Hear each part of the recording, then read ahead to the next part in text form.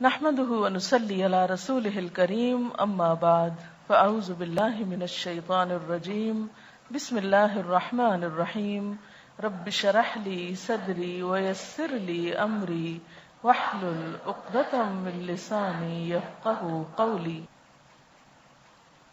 جیسا کہ آپ کو معلوم ہے کہ ہماری آج کی گفتگو جو ہے وہ رمضان المبارک کے حوالے سے ہوگی۔ رمضان المبارک میں کیا کچھ کرنا چاہیے اور کیا نہیں، اس سلسلے میں پچھلے بیچ کے ساتھ ایک میٹنگ ہو چکی ہے۔ اس میٹنگ کا خلاصہ کرنے کے بعد آج ایک خاص چیز پر میں تھوڑی سی گفتگو کروں گی، اور وہ یہ کہ رمضان میں دورہ قرآن کیسے کراتے ہیں، یا دوسروں کو قرآن پاک اگر پڑھانا ہو تو اس کے مقاصد کیا ہوتے ہیں اور کس طرح اسے پڑھایا جانا چاہیے۔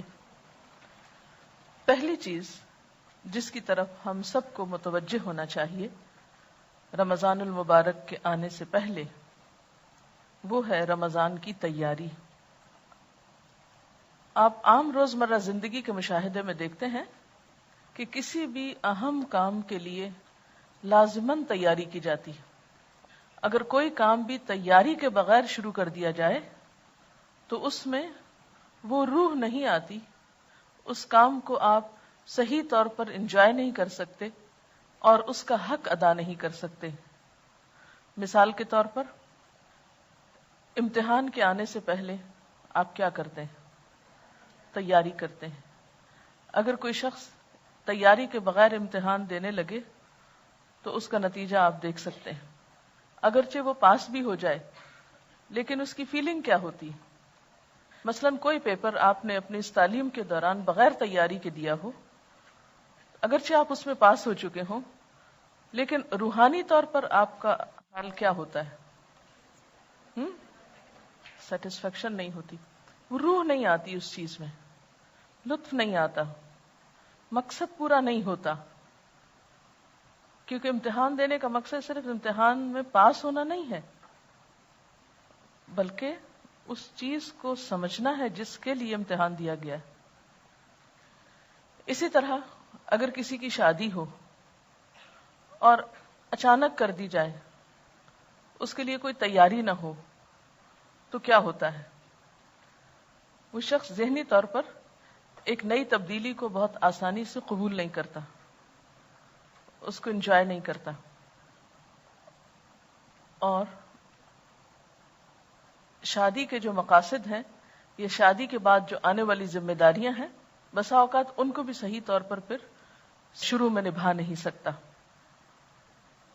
اسی طرح جب گھر میں کسی کی اچانک ڈیتھ ہو جائے تو اس کے اثرات کیا ہوتے ہیں؟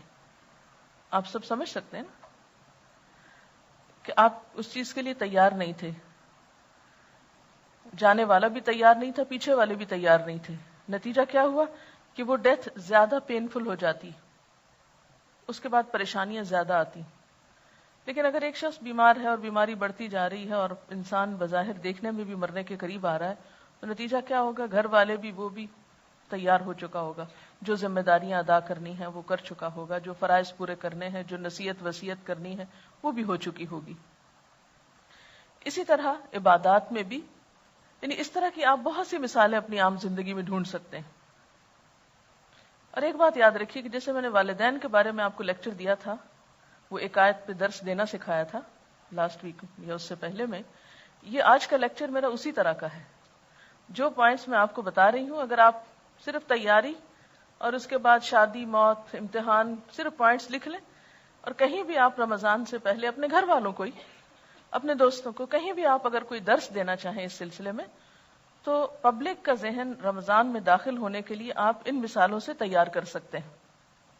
یعنی اس وقت جو میں باتیں آپ کو بتا رہی ہوں، یہ صرف آپ کے لیے نہیں، آپ سے آگے دوسروں کے لیے بھی ہیں، ان کو بھی آپ کس طرح اس چیز کی طرف لا سکتے ہیں۔ تو یہ ایک حقیقت ہے کہ دنیاوی زندگی کے کاموں کے ساتھ ساتھ عبادات میں بھی یہی اصول ہے۔ نماز جیسے اہم فریضے کے لیے آذان اور وضو تیاری کی حیثیت رکھتا ہے، ورنہ تو گھڑیوں کو دیکھ کے، سورج کے ڈھلنے، غروب ہونے، چڑھنے کو دیکھ کے نماز پڑھی جاتی۔ اور جن ملکوں میں آذان کی آواز نہیں آتی یا جن گھروں میں آذان کی آواز نہیں آتی، وہاں پر نماز اس طرح روح پرور نہیں ہوتی، جس طرح اس جگہ پر جہاں آپ کو اذان کی آواز آتی ہے اور اس کے بعد آپ چاہے دنیا کا کوئی کام کر رہے ہو، آپ کے دماغ پر، آپ کی سوچ پر کیا چیز حاوی ہو جاتی ہے؟ نماز کا وقت ہو گیا، جلدی کرو، یہ کام جلدی سمیٹو، نماز کا وقت ہے. تو اذان کے ساتھ ہی آپ کی نماز کی تیاری شروع ہو گئی. اس تیاری کے ساتھ آپ آہستہ آہستہ ریلیکس ہونے لگتے ہیں، ودرا کرنے لگتے ہیں اپنے آپ کو کس سے؟ دنیا کے اس کام سے، اور ذہنی طور پر نماز کی طرف، اللہ کی طرف جانے کے لیے تیار ہوتے ہیں. پھر آپ وضو کرتے ہیں. وضو کی بھی یہی حیثیت ہے. آپ بعض اوقات ایک وضو سے 2 نمازیں پڑھتے ہیں. آپ خود محسوس کر سکتے ہیں کہ جو نماز آپ وضو کر کے یا تازہ وضو کر کے پڑھتے ہیں اور وہ جو پہلے وضو کے ساتھ پڑھتے ہیں، ان دونوں میں کوئی فرق ہوتا ہے نا؟ یعنی فقہی طور پر، قانونی طور پر یہ بات جائز ہے کہ آپ اگر باوضو ہیں تو ایک نماز کے بعد دوسری یا تیسری بھی اسی وضو سے پڑھ سکتے ہیں.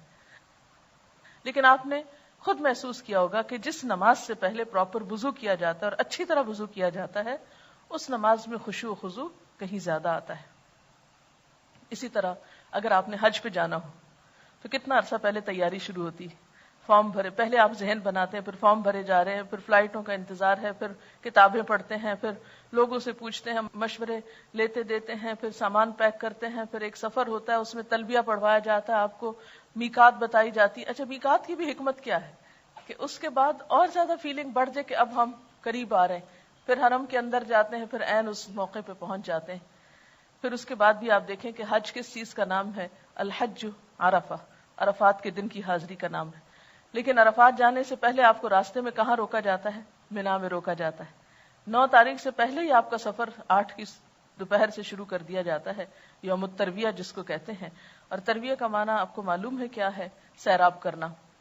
اہل عرب حج پہ جانے کے لیے 8 تاریخ کو اپنے اونٹوں کو سیراب کرتے تھے، خوب پانی پلاتے تھے. یعنی صرف خود تیاری نہیں کرتے تھے، جانوروں کو بھی تیار کرتے تھے اس کے لیے. تو پھر آپ اس میں گریجولی اینڈ سلولی آگے سے آگے بڑھتے ہیں حتیٰ کہ آپ عرفات میں پہنچتے ہیں.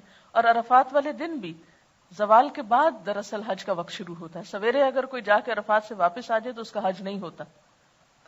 زوال آفتاب کے بعد آپ کو عرفہ کے میدان میں ہونا ہوتا ہے.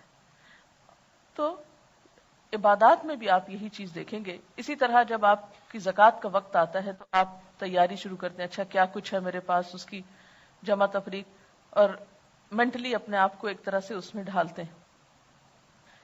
تو گویا کوئی بھی کام ہو اس سے پہلے تیاری کا کرنا. اور تیاری میں 2 چیزیں آتی ہیں. نمبر 1 ذہنی تیاری، اور نمبر 2 عملی تیاری. ذہنی تیاری میں کیا چیزیں شامل ہیں کہ آپ اپنی سوچ کو، اپنے دھیان کو، اپنے احساسات کو، اپنے جذبات کو اس طرف موڑنا شروع کریں. ایسے اسباب اور ایسے حالات سے گزریں کہ جس سے آپ ذہنی طور پر اس چیز کے کرنے کے لیے فوکس ہو جائیں. عملی تیاری میں کیا چیز آتی ہے کہ مثلا آپ کو معلوم ہے کہ رمضان میں آپ کو اتنا راشن چاہیے، جیسے گھریلو خواتین ہیں جو گھر چلاتی، اتنا راشن چاہیے، یہ چیزیں خریدنا ہے، یا عید پہ کپڑے بنانا ہے، یا اور جو بھی آپ سمجھتے ہیں کہ آپ کو اتنے لوگوں کو روزہ افطار کرانا ہے، یا زکوٰۃ دینا ہے، یا صدقہ خیرات کرنا ہے، یا درس قرآن دینا ہے، یا جو بھی کام آپ رمضان میں کرنے والے ہیں، اگر بیٹھ کر رمضان سے پہلے ان کے بارے میں مذاکرہ کر لیں، ڈسکشنز کر لیں، گفتگو کر لیں، تیاری کر لیں. عملی طور پر آپ بازار جا کر اپنا حساب کتاب کر لیں کہ کتنا خرید و فروخت کرنی، یا منگوا لیں. اگر آپ خود نہیں جاتے تو بھی منگوا کے سب چیزیں کچن کی ایک طرح سے دوبارہ سیٹنگ کر کے ہر چیز سحری افطاری کے اعتبار سے. پھر ٹائم ٹیبل آپ کے پاس وہ ہونا چاہیے جس کو دیکھ کے آپ سحری افطاری کے اوقات فالو کرتے ہیں. پھر اسی طرح اگر آپ کو کہیں اور تراویح پڑھنے کے لیے جانا ہے تو سواری کا ارینجمنٹ، یہ کس کے ساتھ جانا ہے، یہ کس کو اور ساتھ میں لانا ہے. یہ ساری چیزیں رمضان سے پہلے ایک ایک کر کے، جن کا ابھی میں ذکر کروں گی، ان کو عملی طور پر بھی تیار کر کے رکھ لیں اپنے پاس. اس سے آسانی یہ ہوگی کہ جب کام شروع ہوگا تو آپ رائٹ اوے کام ڈے 1 سے شروع کر دیں گے. اور اگر آپ تیار نہیں ہوں گے تو پہلا عشرہ تو آپ کا صرف سوچ بنانے میں گزر جائے گا کہ اچھا رمضان آیا. یہ باتیں میں اپنے تجربے سے کر رہی ہوں. مجھے فرسٹ ٹائم جب عمرے پر جانا تھا، رمضان میں ہی جانا تھا، تو کتابوں میں تو بہت دفعہ عمرے کے بارے میں پڑھا تھا، لیکن میں اس وقت تعلیم کی حالت میں تھی اور لمبا سفر ایک کر رہی تھی کئی مہینے سے تحقیق کے سلسلے میں.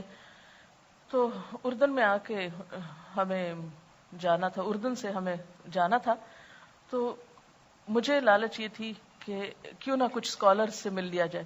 ایک عالم کے پاس سے اٹھتے تو دوسرے کے پاس، دوسرے سے تیسرے، ہمارا دن انہی سوچوں اور انہی مشغلوں میں گزر جاتا، یا لائبریریاں یا عالم. بہت نیک کام تھا، لیکن جو نفل عبادت بھی یعنی عمرہ ہم کرنے جا رہے تھے، اس کے لیے میں ذہنی طور پر اپنے آپ کو تیار ہی نہیں کیا. لہذا نتیجہ یہ ہوا کہ جب فائنل ہو گیا، پہلے تو سیٹ کا بھی کچھ مسئلہ تھا کہ آخری عشرے میں سیٹس بہت مشکل ہوتی، اس کی طے نہیں ہو رہا تھا، تو وہ پھر ہاف ہارٹیڈلی انسان تیاری کرتا نا. جب وہ ہو گئی تو اچانک مجھے جانا پڑا. مجھے یاد ہے میرے پاس احرام کے لیے پراپر چادر ہی نہیں ہے، اور مجھے اور کیا کرنا ہے. اور جس وقت میں جا رہی تھی تو میں، جسے کہتے ہیں نا کہ روحانی طور پر پوری طرح ان نہیں تھی، میں وہ لائبریریوں اور کتابوں اور استادوں میں کھوئی ہوئی تھی. تو اگرچہ آپ پڑھ رہے ہیں، اس وقت تعلیم حاصل کر رہے ہیں، آپ بھی روز قرآن پڑھ رہے ہیں، سبق یاد کر رہے ہیں، ٹیسٹ دے رہے ہیں، یہ کر رہے ہیں، وہ کر رہے ہیں، یہ سب بڑے نیک کام ہے اپنی جگہ. یا اسی طرح گھر میں کچھ اور دنیا داری کے کام کر رہے ہیں، اچھا ہے، کسی کی خدمت، کچھ بھی آپ مباح کاموں میں ہیں. لیکن ان سب چیزوں کے باوجود آپ کو تھوڑا سا ٹائم ضرور نکالنا ہے جس میں بیٹھ کر آپ اپنے آپ کو چیک کریں کہ میں نے کیا ذہنی اور عملی تیاری کر لی ہے یا نہیں کی. اب اس میں آپ دیکھیے کہ انشاءاللہ آپ کو اس سیٹرڈے کو چھٹی دے رہے ہیں عملی تیاری کے لیے، کہ آپ لوگ گھر میں اپنی، مثلاً اگر آپ نے تلاوت کرنی ہے تو کس قرآن پاک سے کرنی ہے، اور دعاؤں کی کتابیں پڑھنی ہے تو کون سی پڑھنی ہے اور کس اوقات میں، اور ان کو رکھنا کہاں ہے. کیونکہ میں اگر اپنی چیز صحیح جگہ پر نہ رکھوں تو میرے پاس اتنا کم ٹائم ہوتا ہے کہ وہ چیز مس ہو جاتی، کیونکہ مجھے ایک مشین کی طرح چلنا پڑتا ہے بعض اوقات. اب یہ ہوتا ہے کہ میں دعائیں جہاں تک پڑھتی ہوں اس میں ساتھ نشانی رکھتی ہوں. اگر کوئی اور آ کے میری کتاب اٹھا لے اور نشانی ہلا دے تو مجھے پریشان، ایک اپسیٹ سی میں ہو جاتی ہوں کہ وہ روٹین میں خلل آ گیا. وہ یعنی وہ ہوتا ہے نا، اندر ایک سسٹم آپ کے سیٹ ہے، اگر وہ ہل جائے تو تھوڑا سا وہ روحانی کیفیت میں بھی فرق آتا ہے. تو اب یہ نہیں کہ جیسے ایک کتاب ہے اور گھر والے سارے اس کو پڑھ رہے ہیں اخبار کی طرح، جیسے ایک اخبار آتا ہے نا تو سارے گھر والے اس کو چھین جھپٹ رہے ہوتے ہیں. تو آپ بھی اگر ایک دعاؤں کا کارڈ ہے یا ایک کتاب ہے تو وہ سارا گھر اسی کو پڑھ رہا ہے، اور عین افطاری کے وقت دعائیں مانگتے وقت چھینا جھپٹی ہو رہی، مجھے دے دو، بس کرو، تم اتنی لمبا کر دیا. اس سے کیا ہوگا؟ آپ کی روحانی کیفیت میں فرق ہوگا. ٹھیک ہے، آپ اپنا دے دیجئے کسی کو اور آپ اپنے ہاتھ سے لکھ کے رکھ لیجئے یا اپنے سینے میں لکھ کے رکھ لیجئے، اور ان چیزوں کو آپ ترتیب سے. پھر اسی طرح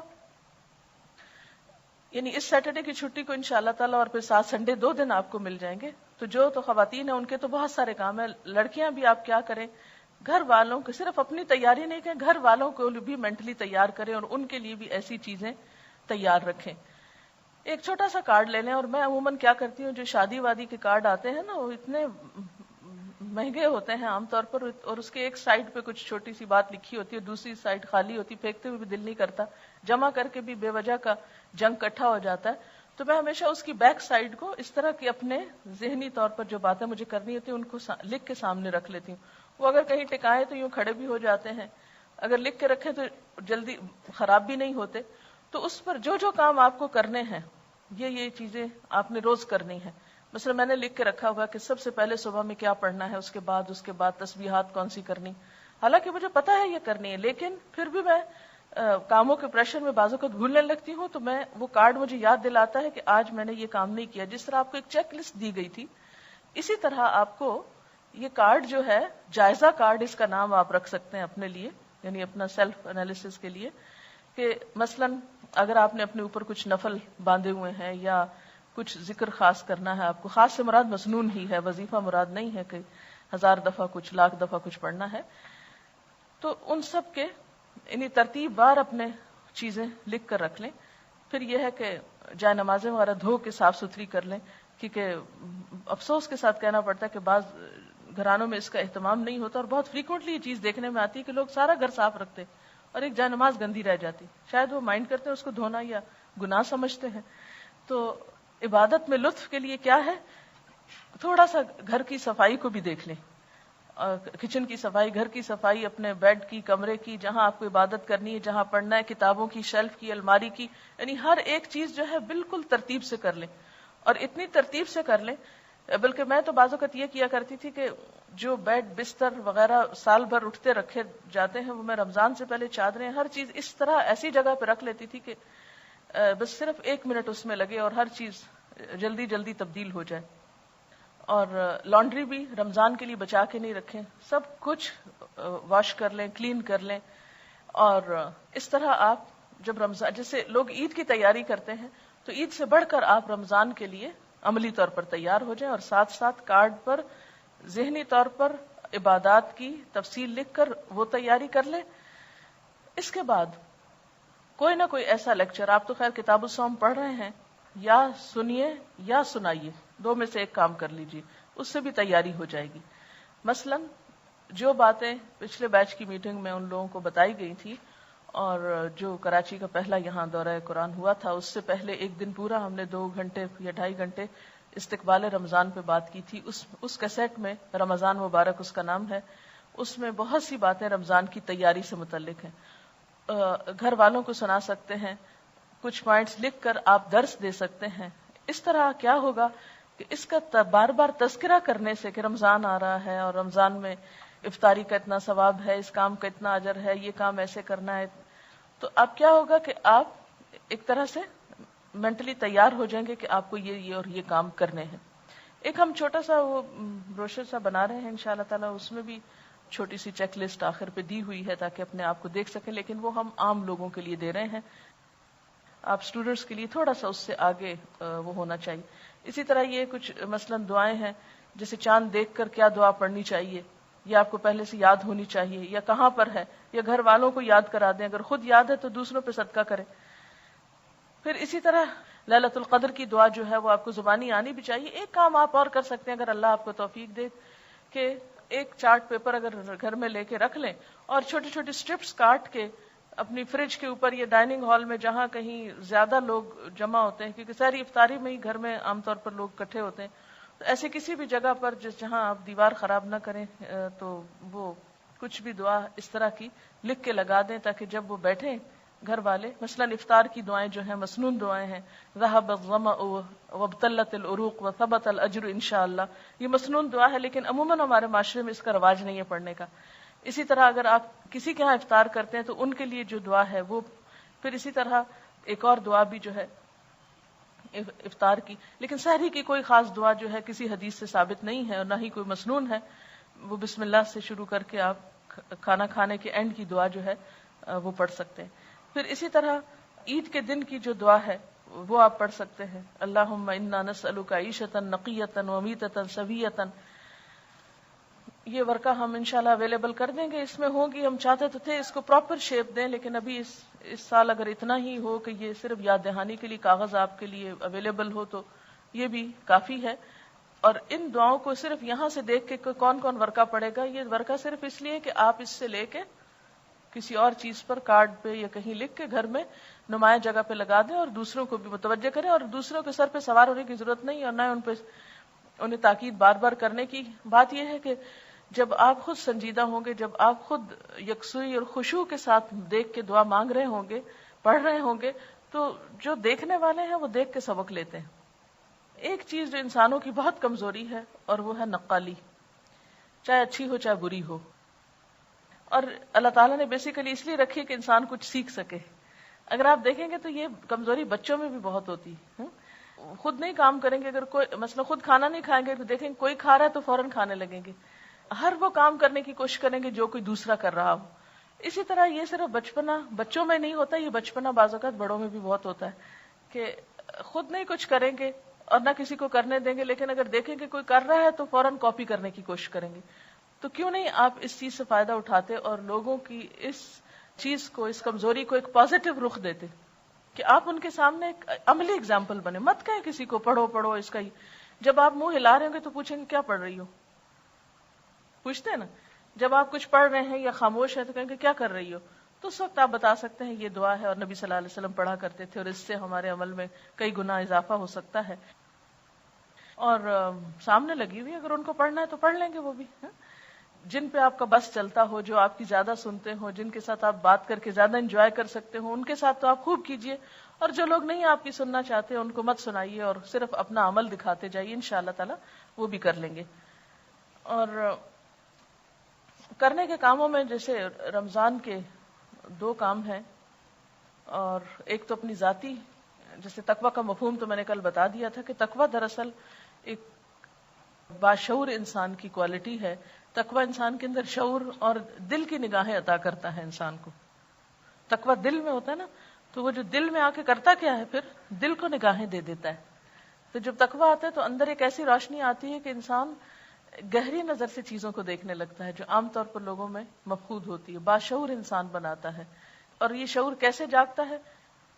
روزے کی حالت میں یہ نہیں کھانا، یہ نہیں کرنا، جھگڑنا نہیں، بولنا نہیں، جھوٹ نہیں بولنا، یہ غلط کام نہیں کرنا کیونکہ میں روزے سے ہوں، میں روزے سے ہوں. یہ جو بار بار دن میں سوچنا ہے آپ کا، اس سے کیا ہوتا ہے؟ ایک شعور جاگتا ہے آپ کا.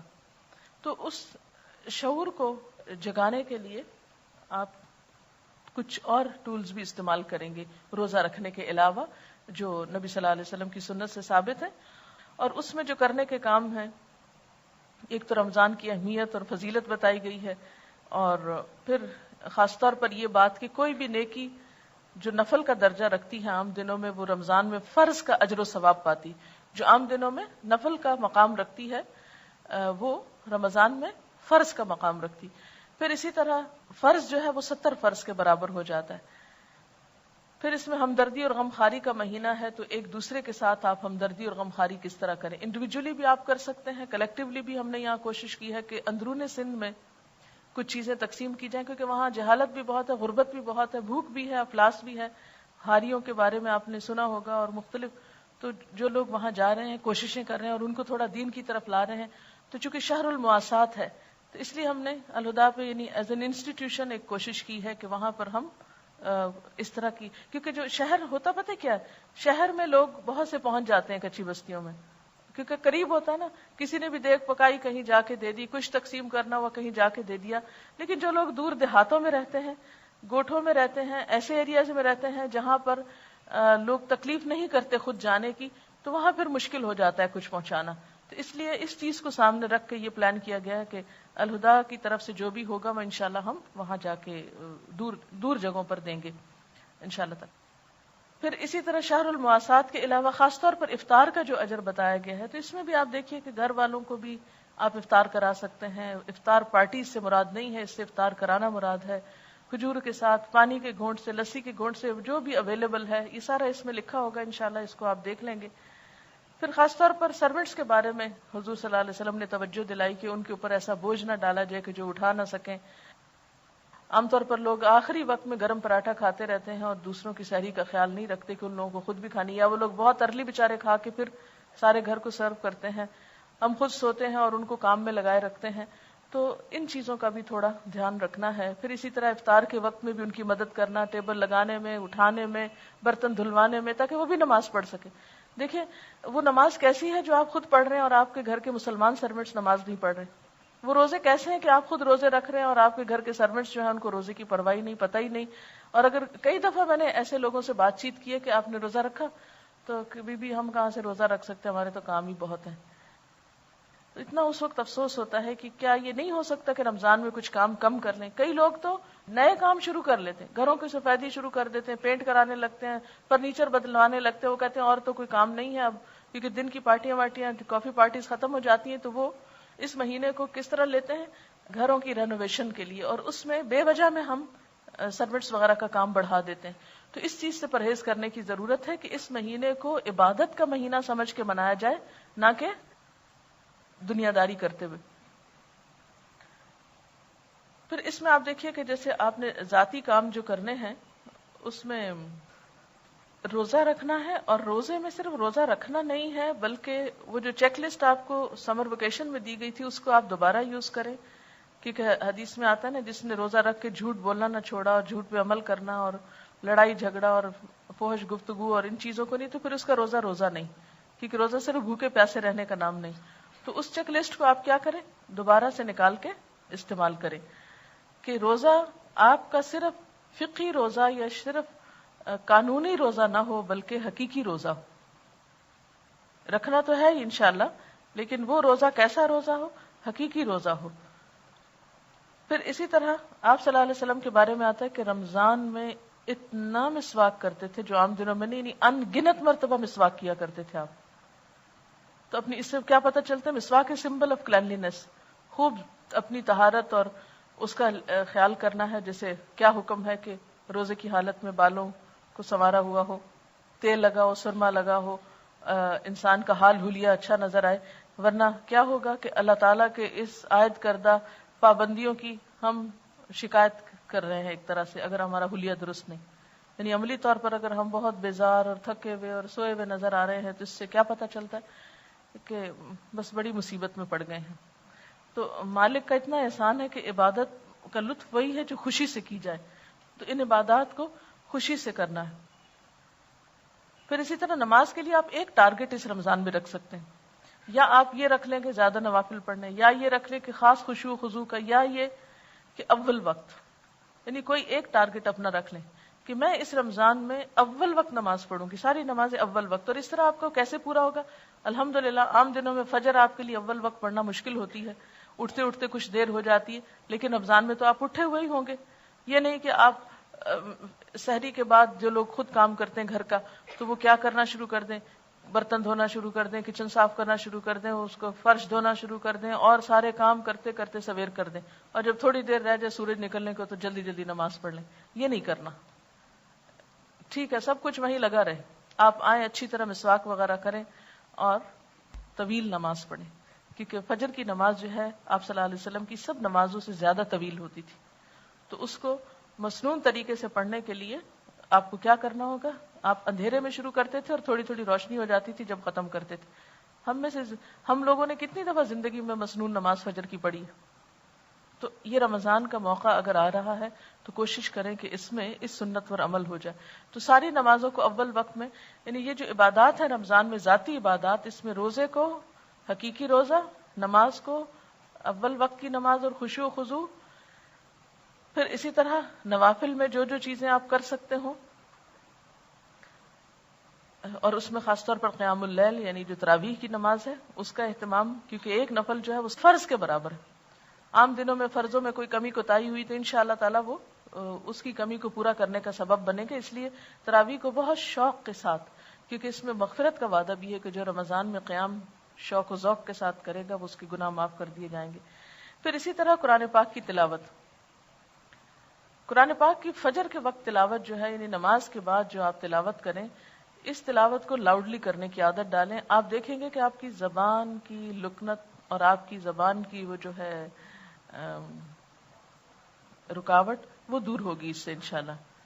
یعنی اگر آپ تجربہ کر کے دیکھیں کہ صبح کے وقت اگر آپ اونچا پڑھنا شروع کریں تو عام طور پر ہوتا کیسے، یہ میں اپنے ذاتی تجربے سے یہ بات بھی کر رہی ہوں. عموماً یہ ہوتا ہے کہ جیسے میں شروع کرتی ہوں نا تو وہ خاموشی ہوتی ہے نا، اس سے پہلے خاموشی ہوتی ہے، سب کچھ آہستہ آہستہ بول رہی، کسی سے بات نہیں کی ہوتی. جب میں شروع کرتی ہوں تو شروع کی چند آیتیں جو ہوتی ہیں وہ ذرا سی اٹکتی ہیں. اٹکنے سے مراد یہ کہ ذرا وہ اس میں وہ لطف نہیں آتا.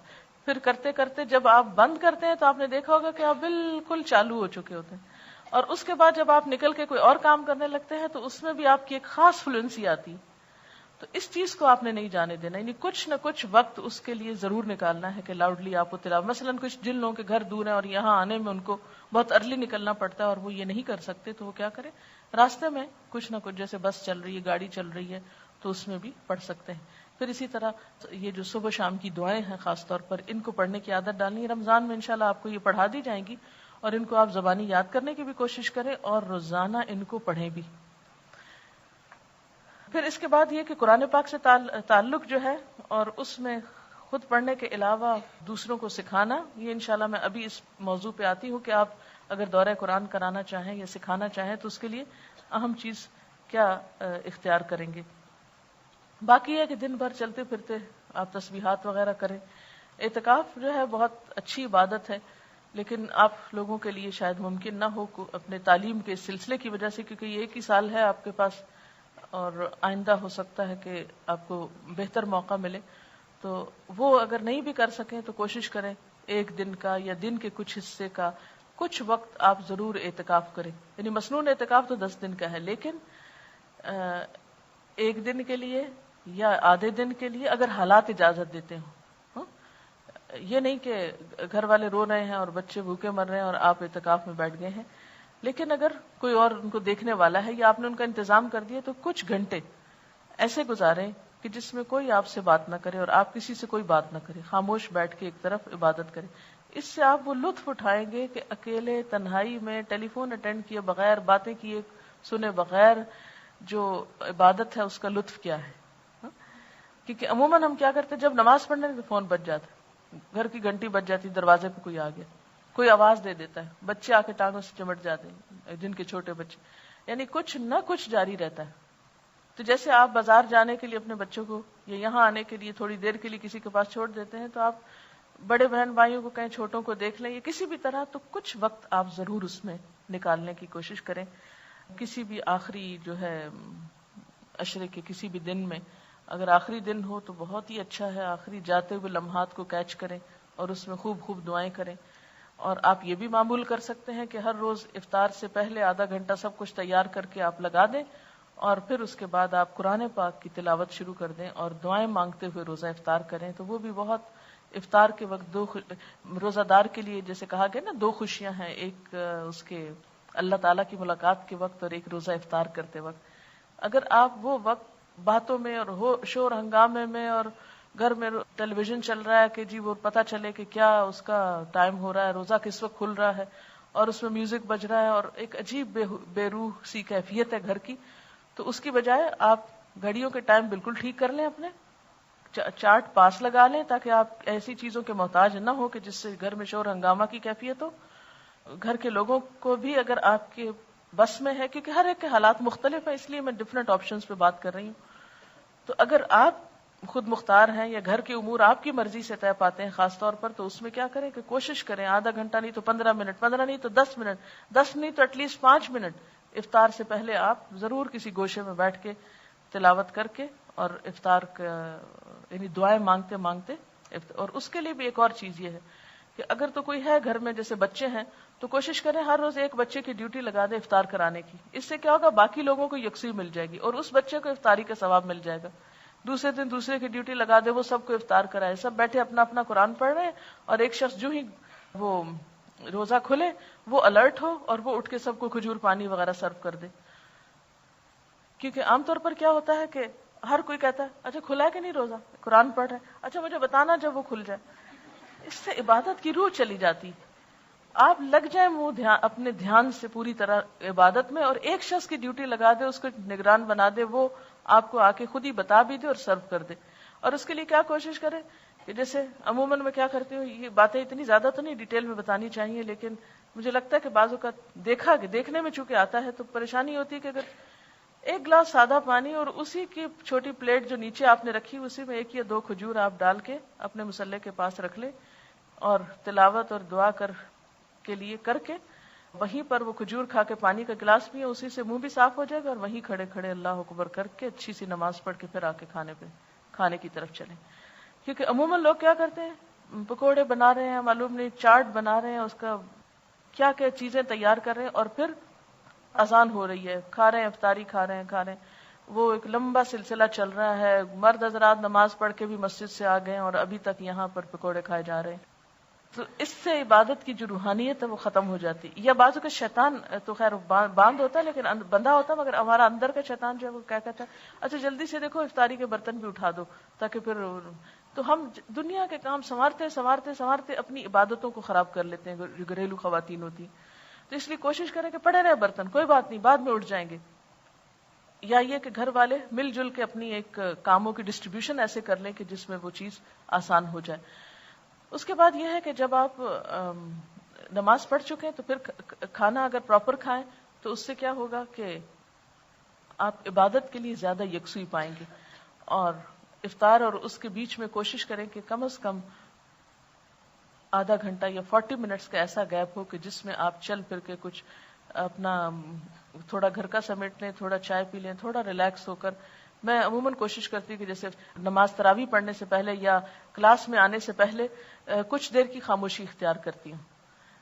یہ بھی ایک تیاری ہوتی، یعنی جیسے مجھے یہاں آنا ہوتا ہے تو میں کوشش کرتی ہوں کہ میں اپنے کام نپٹا کے تھوڑا سا وقت مجھے ایسا مل جائے کہ جس میں صرف یعنی تھوڑی ذکر کر لوں اور یکسوئی اختیار کروں تاکہ اگلا کام بہتر ہو.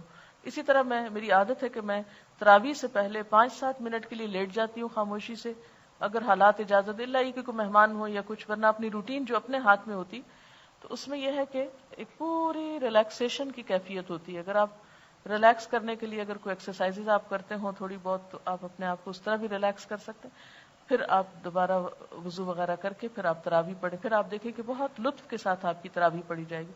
ورنہ کیا ہوتا ہے کہ ہم کاموں میں اتنے لگے رہتے ہیں، گپ شپ پہ لگے رہتے ہیں، کوئی افطار کی ہوئی ہے یا افطار پارٹی پہ گئے ہوئے ہیں، بول رہے ہیں فالتو باتیں کر رہے ہیں، ریسیپیز ڈسکس کر رہے ہیں، اور پھر اس میں نماز کا وقت ہے تو اچھا ابھی چلتے ہیں وہ، اور چلتے چلتے وہاں فرض بھی ہو چکے ہوتے ہیں اور ہم لیٹ پہنچتے ہیں. کوئی بھی نماز جو لیٹ شروع کی جائے اور بعد میں جماعت میں شامل ہوا جائے، اس کا وہ لطف تو نہیں ہو سکتا جو تھوڑی دیر پہلے کرنے کا ہوتا ہے. لیکن یعنی اس وقت یہ جو آپ کا کانشیس بیدار کرنا ہے نا، یہ سارا کس چیز کے گرد گھومے گا کہ آپ کی جو عبادت ہے، آپ کا جو اصل رمضان کا کام ہے، وہ پرائرٹی نمبر 1 رہے، وہ نہیں متاثر ہو. یعنی مثلاً اگر آپ کو تراویح کی باجماعت کہیں اویلیبل ہے، کوئی فیسلٹی ہے کہیں پر بھی آپ کے آس پاس، اور آپ کو وہاں جانا ہے، اور کوئی آپ کو، ویسے میں تو کوشش کرتی ہوں کہ رمضان میں ایک دن بھی نہ نکلوں. پچھلے سال بھی میں صرف ایک دن اپنے رشتہ داروں کے ہاں گئی تھی، ورنہ پورا رمضان میں افطار پارٹیوں کے سخت خلاف ہوں اور میں نہیں جاتی، کیونکہ اس سے عبادت میں بہت خلل آتا ہے. بعض اوقات مجبوری ہو جاتی، اور پھر یہ ہے کہ جب اگر کرانی بھی ہو تو جن دنوں نماز وغیرہ نہیں پڑھنی ہوتی ان دنوں میں یعنی لوگوں کو انوائٹ کیا جا سکتا تاکہ آپ کی عبادت پہ خلل نہ پڑے. اب آپ دیکھیں کہ اگر آپ کو کہیں جانا بھی پڑ گیا، یہ کوئی ایسی مجبوری بھی ہے، تو اس میں آپ پہلے سے ان کو انفارم کر دیں. جب کوئی آپ کو دعوت دینے لگے تو کہیں کہ اچھا اتنے بجے تک ہم فارغ ہو جائیں گے کیونکہ تراویح کے لیے جانا ہوتا ہے. یعنی پہلے سے دوسرے کو مینٹلی پریپیئر کر دیں کہ ہم اتنے بجے چھوڑ دیں گے آپ کو، تاکہ وہ پھر مائنڈ نہ کریں اینڈ ٹائم پر. ورنہ تو کیا ہوتا ہے، افطار آ رہی ہے، پھر کھانا آ رہا ہے، پھر چائے آ رہی ہے، پھر پان آ رہا ہے، پھر سونف آ رہا ہے، پھر پتہ نہیں کیا، اور سلسلہ کہیں ختم ہی نہیں ہو رہا.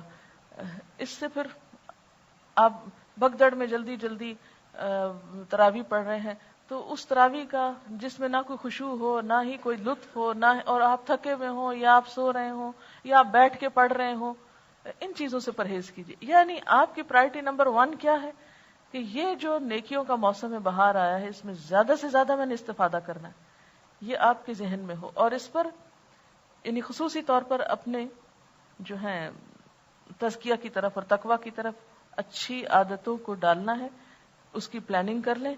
رمضان میں ان کو کرنے کی کوشش کریں، رمضان کی اینڈ میں ایویلیویشن کریں کہ واقعی وہ چیزیں آئی ہیں آپ کے اندر یا نہیں. پھر اسی طرح اگر آپ نے صدقہ خیرات کرنا ہے تو وہ پہلے سے ہی دیکھیں. یہ جو 2 چھٹیاں آپ ہوگی نا، اس میں آپ اپنے سارے گھر سے گھومیں ایک دفعہ. کس طرح؟ ہر الماری کھولیں، ہر ڈبہ کھولیں، ہر چیز کھولیں. یہ میں نے یوز کی ہے، نہیں یوز کی، نکالو اس کو، نکالو اس کو، نکالو اس کو. یعنی ان سب چیزوں کو نکال کے پیکٹ بنا کے جو کچھ بھی کرنا ہے انہیں رکھ لیں. اور جب رمضان شروع ہو تو جو جو ضرورت مند نظر آئے، جو جو جہاں جہاں استعمال ہو سکتا ہو، ان چیزوں کو، یعنی ڈی جنکنگ کا جو کانسیپٹ ہے ہمارے ہاں، تو وہ تزکیہم و تطہرہم والی بات ہے کہ تزکیہ اور طہارت گھر کی بھی اور دل کی بھی دونوں ہی مقاصد حاصل ہوتے ہیں.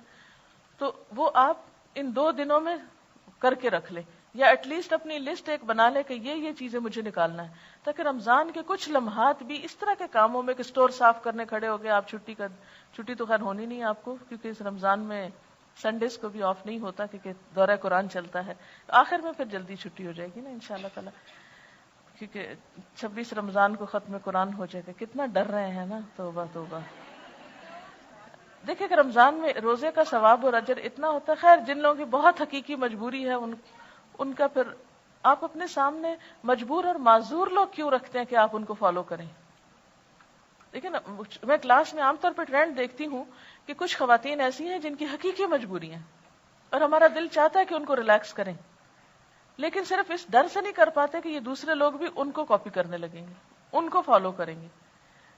تو ہمیں اپنی زندگی میں مجبور لوگوں کو یا معذور لوگوں کو آئیڈیالائز نہیں کرنا، ان کو نہیں اپنا آئیڈیل بنانا، بلکہ فاستبقوا الخیرات، جو آگے جا رہے ہیں نیکی کے کاموں میں، ان کو کاپی کرنا ہے کہ وہ کتنا کر رہا ہے اور اس کے مقابلے میں میرا عمل کتنا ہے. خود آپ ٹرینڈ سیٹر ہو، نہ کہ ادھر ادھر بہانے کر کے اور جن لوگوں کی کوئی مجبوریاں ان کو دیکھ کے آپ بھی ریلیکس ہو جائیں اور چھٹی کر کے بیٹھ جائیں. خیر، اب یہ ہے کہ جو آپ نے زکوٰۃ نکالنی ہے، اسی لیے آپ کو معلوم ہے یہ کتاب الزکوٰۃ آپ کو کیوں پڑھائی گئی ہے. اور آج آپ کے سوال اچھے ہو گئے کہ ابھی تو نہیں میرا خیال، اچھا دے دیا ہے، ٹھیک ہے.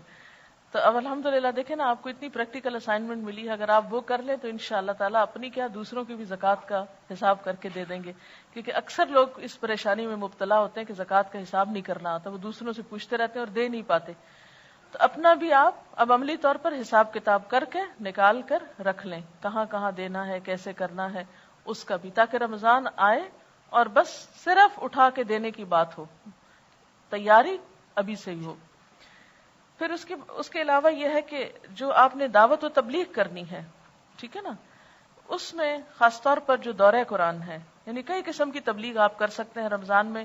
ایک تو دن میں آپ قرآن پاک کا دورہ قرآن جسے بولتے ہیں ترجمے کے ساتھ، اور رات میں تراویح کے وقفوں میں اگر آپ کی مرضی، یعنی اگر آپ کی پلاننگ کو کوئی ایکسپٹ کر لے، جیسے کسی کے گھر میں ہو رہی ہیں یا اپنے گھر میں آپ ہمسایوں کو بلا کے تراویح کر رہے ہیں یا کوئی بھی طریقہ، اور ظاہر ہے کہ اگر مسجد میں ہو رہی ہیں تو اس میں تو آپ کی کوئی مرضی نہیں ہو سکتی، اس کے مطابق ہی آپ کو چلنا ہوگا.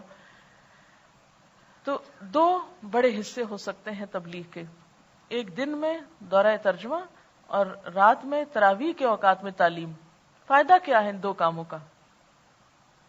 صبح کے وقت میں فجر کی تو تلاوت ہے اور دن کو قرآن کا سمجھنا ہے. یہ کیوں ضروری ہے رمضان میں؟ اگر آپ اس آیت پر غور کریں، شہر رمضان الذی انزل فیہ القرآن ھدی للناس، وہاں قرآن کی تعریف کیا کی گئی ہے؟ رمضان میں قرآن اتارا گیا، کیوں؟ ھدی للناس، لوگوں کی ہدایت کے لیے اتارا گیا ہے. تو خالی تلاوت سے تو ہدایت نہیں ہوگی جب تک سمجھیں گے نہیں.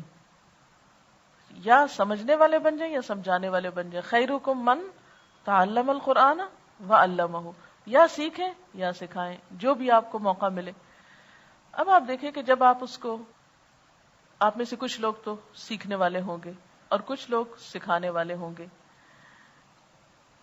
اسٹوڈنٹ ہوتے ہوئے بھی، یعنی سیکھتے ہوئے بھی آپ کو اگر موقع ملے تو کم از کم 15 پارے جو آپ پڑھ چکے ہیں ان کا آپ آدھا آدھا پارا کر کے دوسروں کو ترجمہ سنا سکتے ہیں. اور اس کے لیے کوئی بہت بڑا پروگرام کرنے کی ضرورت نہیں. اپنے گھر کے افراد کو، اپنے محلے کے افراد کو، یہ ابھی لیٹر آن آپ دیکھیں گے کہ کرنا کیسے. اگر آپ سمجھتے ہیں کہ آپ کر سکتے ہیں تو آپ کر لیجئے. اب آپ دیکھیے کہ شہر رمضان الذی کی جو آیت ہے، اس میں ایک تو آیا ھدی للناس اور دوسرا ہے شہر رمضان الذی انزل فیہ القرآن ھدی للناس وبینات من الھدی والفرقان. دوبارہ پھر تاکید ہے، کیا؟ وبینات، یعنی قرآن میں کیا ہے؟ روشن نشانیاں ہیں. کس چیز کی؟ من الھدی والفرقان، ہدایت کی اور حق و باطل کا فرق کرنے کی. یہ پھر دوبارہ تھوڑی دیر کے بعد یاد کرا دیتی ہوں کہ یہ لیکچر جو میں باتیں آپ کو کر رہی ہوں، اسی پیٹرن پہ آپ لوگوں کا ذہن تیار کر سکتے ہیں کہ آپ رمضان میں دورہ ترجمہ یا فہم قرآن کا پروگرام کیوں کریں، قرآن کو رمضان میں سمجھنے کے لیے کیوں کریں کام. تو اس آیت کو بیس بنائیں. نمبر 2، حدیث سے دلیل.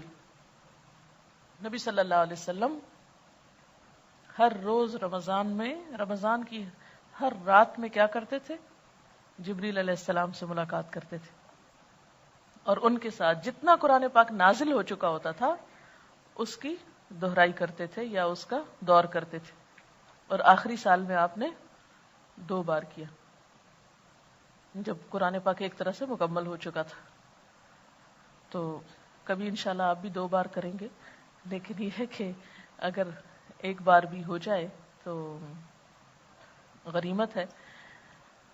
تو قرآن کا جو مقصد ہے، مقصد ہدایت، وہ ہو نہیں سکتا پورا جب تک کہ سمجھا نہ جائے، اور سمجھنے کے لیے مل کر سمجھنے کی کوشش. اتنی خوبصورت حدیث آتی ہے نا جس میں آتا ہے کہ آپ صلی اللہ علیہ وسلم بہت زیادہ سخاوت کرتے تھے، لیکن جب آپ جبریل علیہ السلام سے ملاقات کرتے تو آپ تیز آندھی سے بھی بڑھ کر سخی ہو جاتے تھے. یعنی آپ کی سخاوت تیز آندھی سے بھی بڑھ کے ہوتی تھی. اور رمضان میں آپ ہر رات جبریل علیہ السلام سے، یا ہر روز کا لفظ شاید آتا ہے، جبریل علیہ السلام سے ملاقات کرتے تھے. کیونکہ اصل حدیث کے الفاظ کا جو پڑھنے کا لطف ہے وہ صرف مفہوم بتانے میں نہیں ہوتا، اس کا آپ کوٹ کر سکتے ہیں. تو اس میں آپ دیکھیے کہ آپ صلی اللہ علیہ وسلم بھی صرف تنہا تلاوت نہیں کرتے تھے رمضان میں. کیا کرتے تھے؟ جبریل علیہ السلام کے ساتھ کرتے تھے. اس سے کیا پتہ چلتا ہے کہ منیمم ایک شخص بھی ہو سکتا ہے دورہ قرآن کے لیے. ایک شخص بھی ہو سکتا ہے. قرآن تنہائی میں پڑھنے کا بھی بڑا لطف ہے, نماز میں پڑھنے کا بھی بڑا لطف ہے, لیکن کسی مجلس میں بیٹھ کے پڑھنے کا, کسی انسان کے ساتھ بیٹھ کے پڑھنے کا لطف کچھ اور ہی ہے. اکیلے میں تو آپ کی اکیلی فیلنگ ہوتی ہے نا, لیکن دو لوگ ہوتے تو دو کی فیلنگ, یعنی آپ کے اندر بھی ایک ایمان کی لہر دوڑ رہی ہے, ادھر بھی آپ کی آنکھوں سے ایک چمک اٹھ رہی ہے, ادھر بھی. تو یہ جو آپ کا باہمی تعلق ہے اکٹھے بیٹھ کے, اس کا ایک اور فائدہ کیا ہے, وہ حدیث میں آتا ہے نا کہ جب مجتمع قوم فی بیت من بیوت اللہ, جب بھی کوئی گروہ اللہ کے گھروں میں سے کسی گھر میں جمع ہوتا ہے, مجتمع اجتماع جس سے نکلا ہے, یتلون کتاب اللہ, اللہ کی کتاب پڑھتا ہے. اور تلاوت کے معنی آپ کو پہلے پارے میں بتائے گئے تھے کہ صرف ریڈنگ نہیں ہوتی, تلا یتلو تلون میں غور و فکر بھی آتا ہے, ورنہ قرات ہوتی ہے, جو قرات ہوتی ہے نا سمپل. تلاوت قرات سے فرق ہے, قرات اور تلاوت میں فرق ہے. قرات از ریڈنگ, لیکن تلاوت صرف ریڈنگ نہیں ہوتی. یہ ہم نے اردو میں تلاوت کا مطلب صرف ریڈنگ رکھ لیا ہے. تلاوت میں انڈرسٹینڈنگ بھی شامل ہوتی ہے. اچھا, یتلون کتاب اللہ, اللہ کی کتاب پڑھتے ہیں, اس میں بھی سمجھنا. وَيَتَدَارَسُونَهُ بَيْنَهُمْ, اور اس کو آپس میں سیکھتے سکھاتے ہیں, ایک دوسرے کو اس کا درس دیتے ہیں. یتدارسون کا لفظ درس سے بھی. اس پر کیا ہوتا ہے؟ نزلت علیہم الرحمہ, رحمت نازل ہوتی ہے, تسکین نازل ہوتی ہے, فرشتے ان کو ڈھانک لیتے ہیں.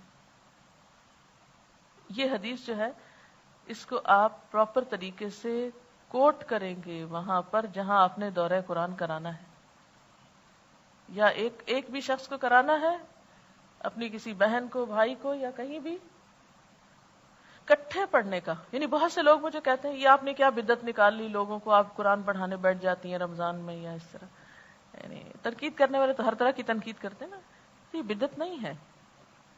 روز قرآن کا پڑھنا اور سمجھنے کی کوشش کرنا اور مل بیٹھ کر پڑھنا. کیا آپ کو یاد نہیں کہ آپ صلی اللہ علیہ وسلم ایک دفعہ مسجد میں تشریف لے گئے, 2 حلقے تھے, ایک صرف ذکر کر رہا تھا اور ایک کیا کر رہا تھا, قرآن سکھا رہا تھا. آپ کن کے پاس بیٹھے تھے؟ جو دین سکھا رہے تھے, اور آپ نے کہا کہ انما بعثت معلما.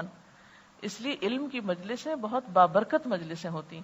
ان دنوں جب میں گئی بھی تھی اپنے اسلام آباد, تو جو میرا سینئر سٹاف ہے, جو میں سے 7-8 سال پہلے جنہوں نے پڑھا مجھ سے, تب وہ 7-8 سال سے جو قرآن پڑھ رہے ہیں, پڑھا رہے ہیں, تو ان کے ذرا بعض اوقات گفتگو کا لیول ان کا کافی اچھا ہوتا ہے, تو لطف آتا ہے بات کر کے, ذرا علمی لحاظ سے اور قرآن کے اعتبار سے. تو ایسے ہی کسی سے میری بات ہو رہی تھی, تو کہ اسلام کی جو ابتدائی سینچریز ہیں اس میں مسلمانوں نے بے پناہ ترقی کی, دین اور دنیا دونوں میں فتوحات بھی بے پناہ ہوئی ہیں. اس کے پیچھے کیا ریزن تھی, وجہ کیا تھی, اسباب کیا تھے اس کے؟ ہم اکثر سوچتے رہتے ہیں, اس پہ گفتگو کرتی رہتی ہوں کہ وہ کیا چیز تھی جس نے اتنی ارلی ایج میں, یعنی پہلے ہی 100 سال کے اندر سائنس کی بہت سی چیزیں جو ہیں ان میں ترقی ہوئی. حضرت عثمان کے دور میں بحری بیڑا گیا, یعنی مسلمانوں نے بحری سفر اختیار کیا اور اس میں جہاد کیا, اور بھی اس طرح کی بہت سی چیزیں جو حیرت انگیز ترقی ہے نا, یعنی تیزی کے ساتھ مسلمان ہر میدان میں آگے بڑھے. تو بہت سارے جب چیزیں دیکھتے ہیں تو جو چیز ایک بہت ہی اہم فیکٹر نظر آتی ہے وہ ہے علم کا شوق. یعنی علم کے شدائی تھے, جنون کی حد تک علم کا شوق نظر آتا ہے. اور آج اگر ہم اپنی جو تنزل یا ذلت ہے اس کا سبب دیکھیں تو اس میں بھی شعور کی کمی ہے, علم کی کمی ہے.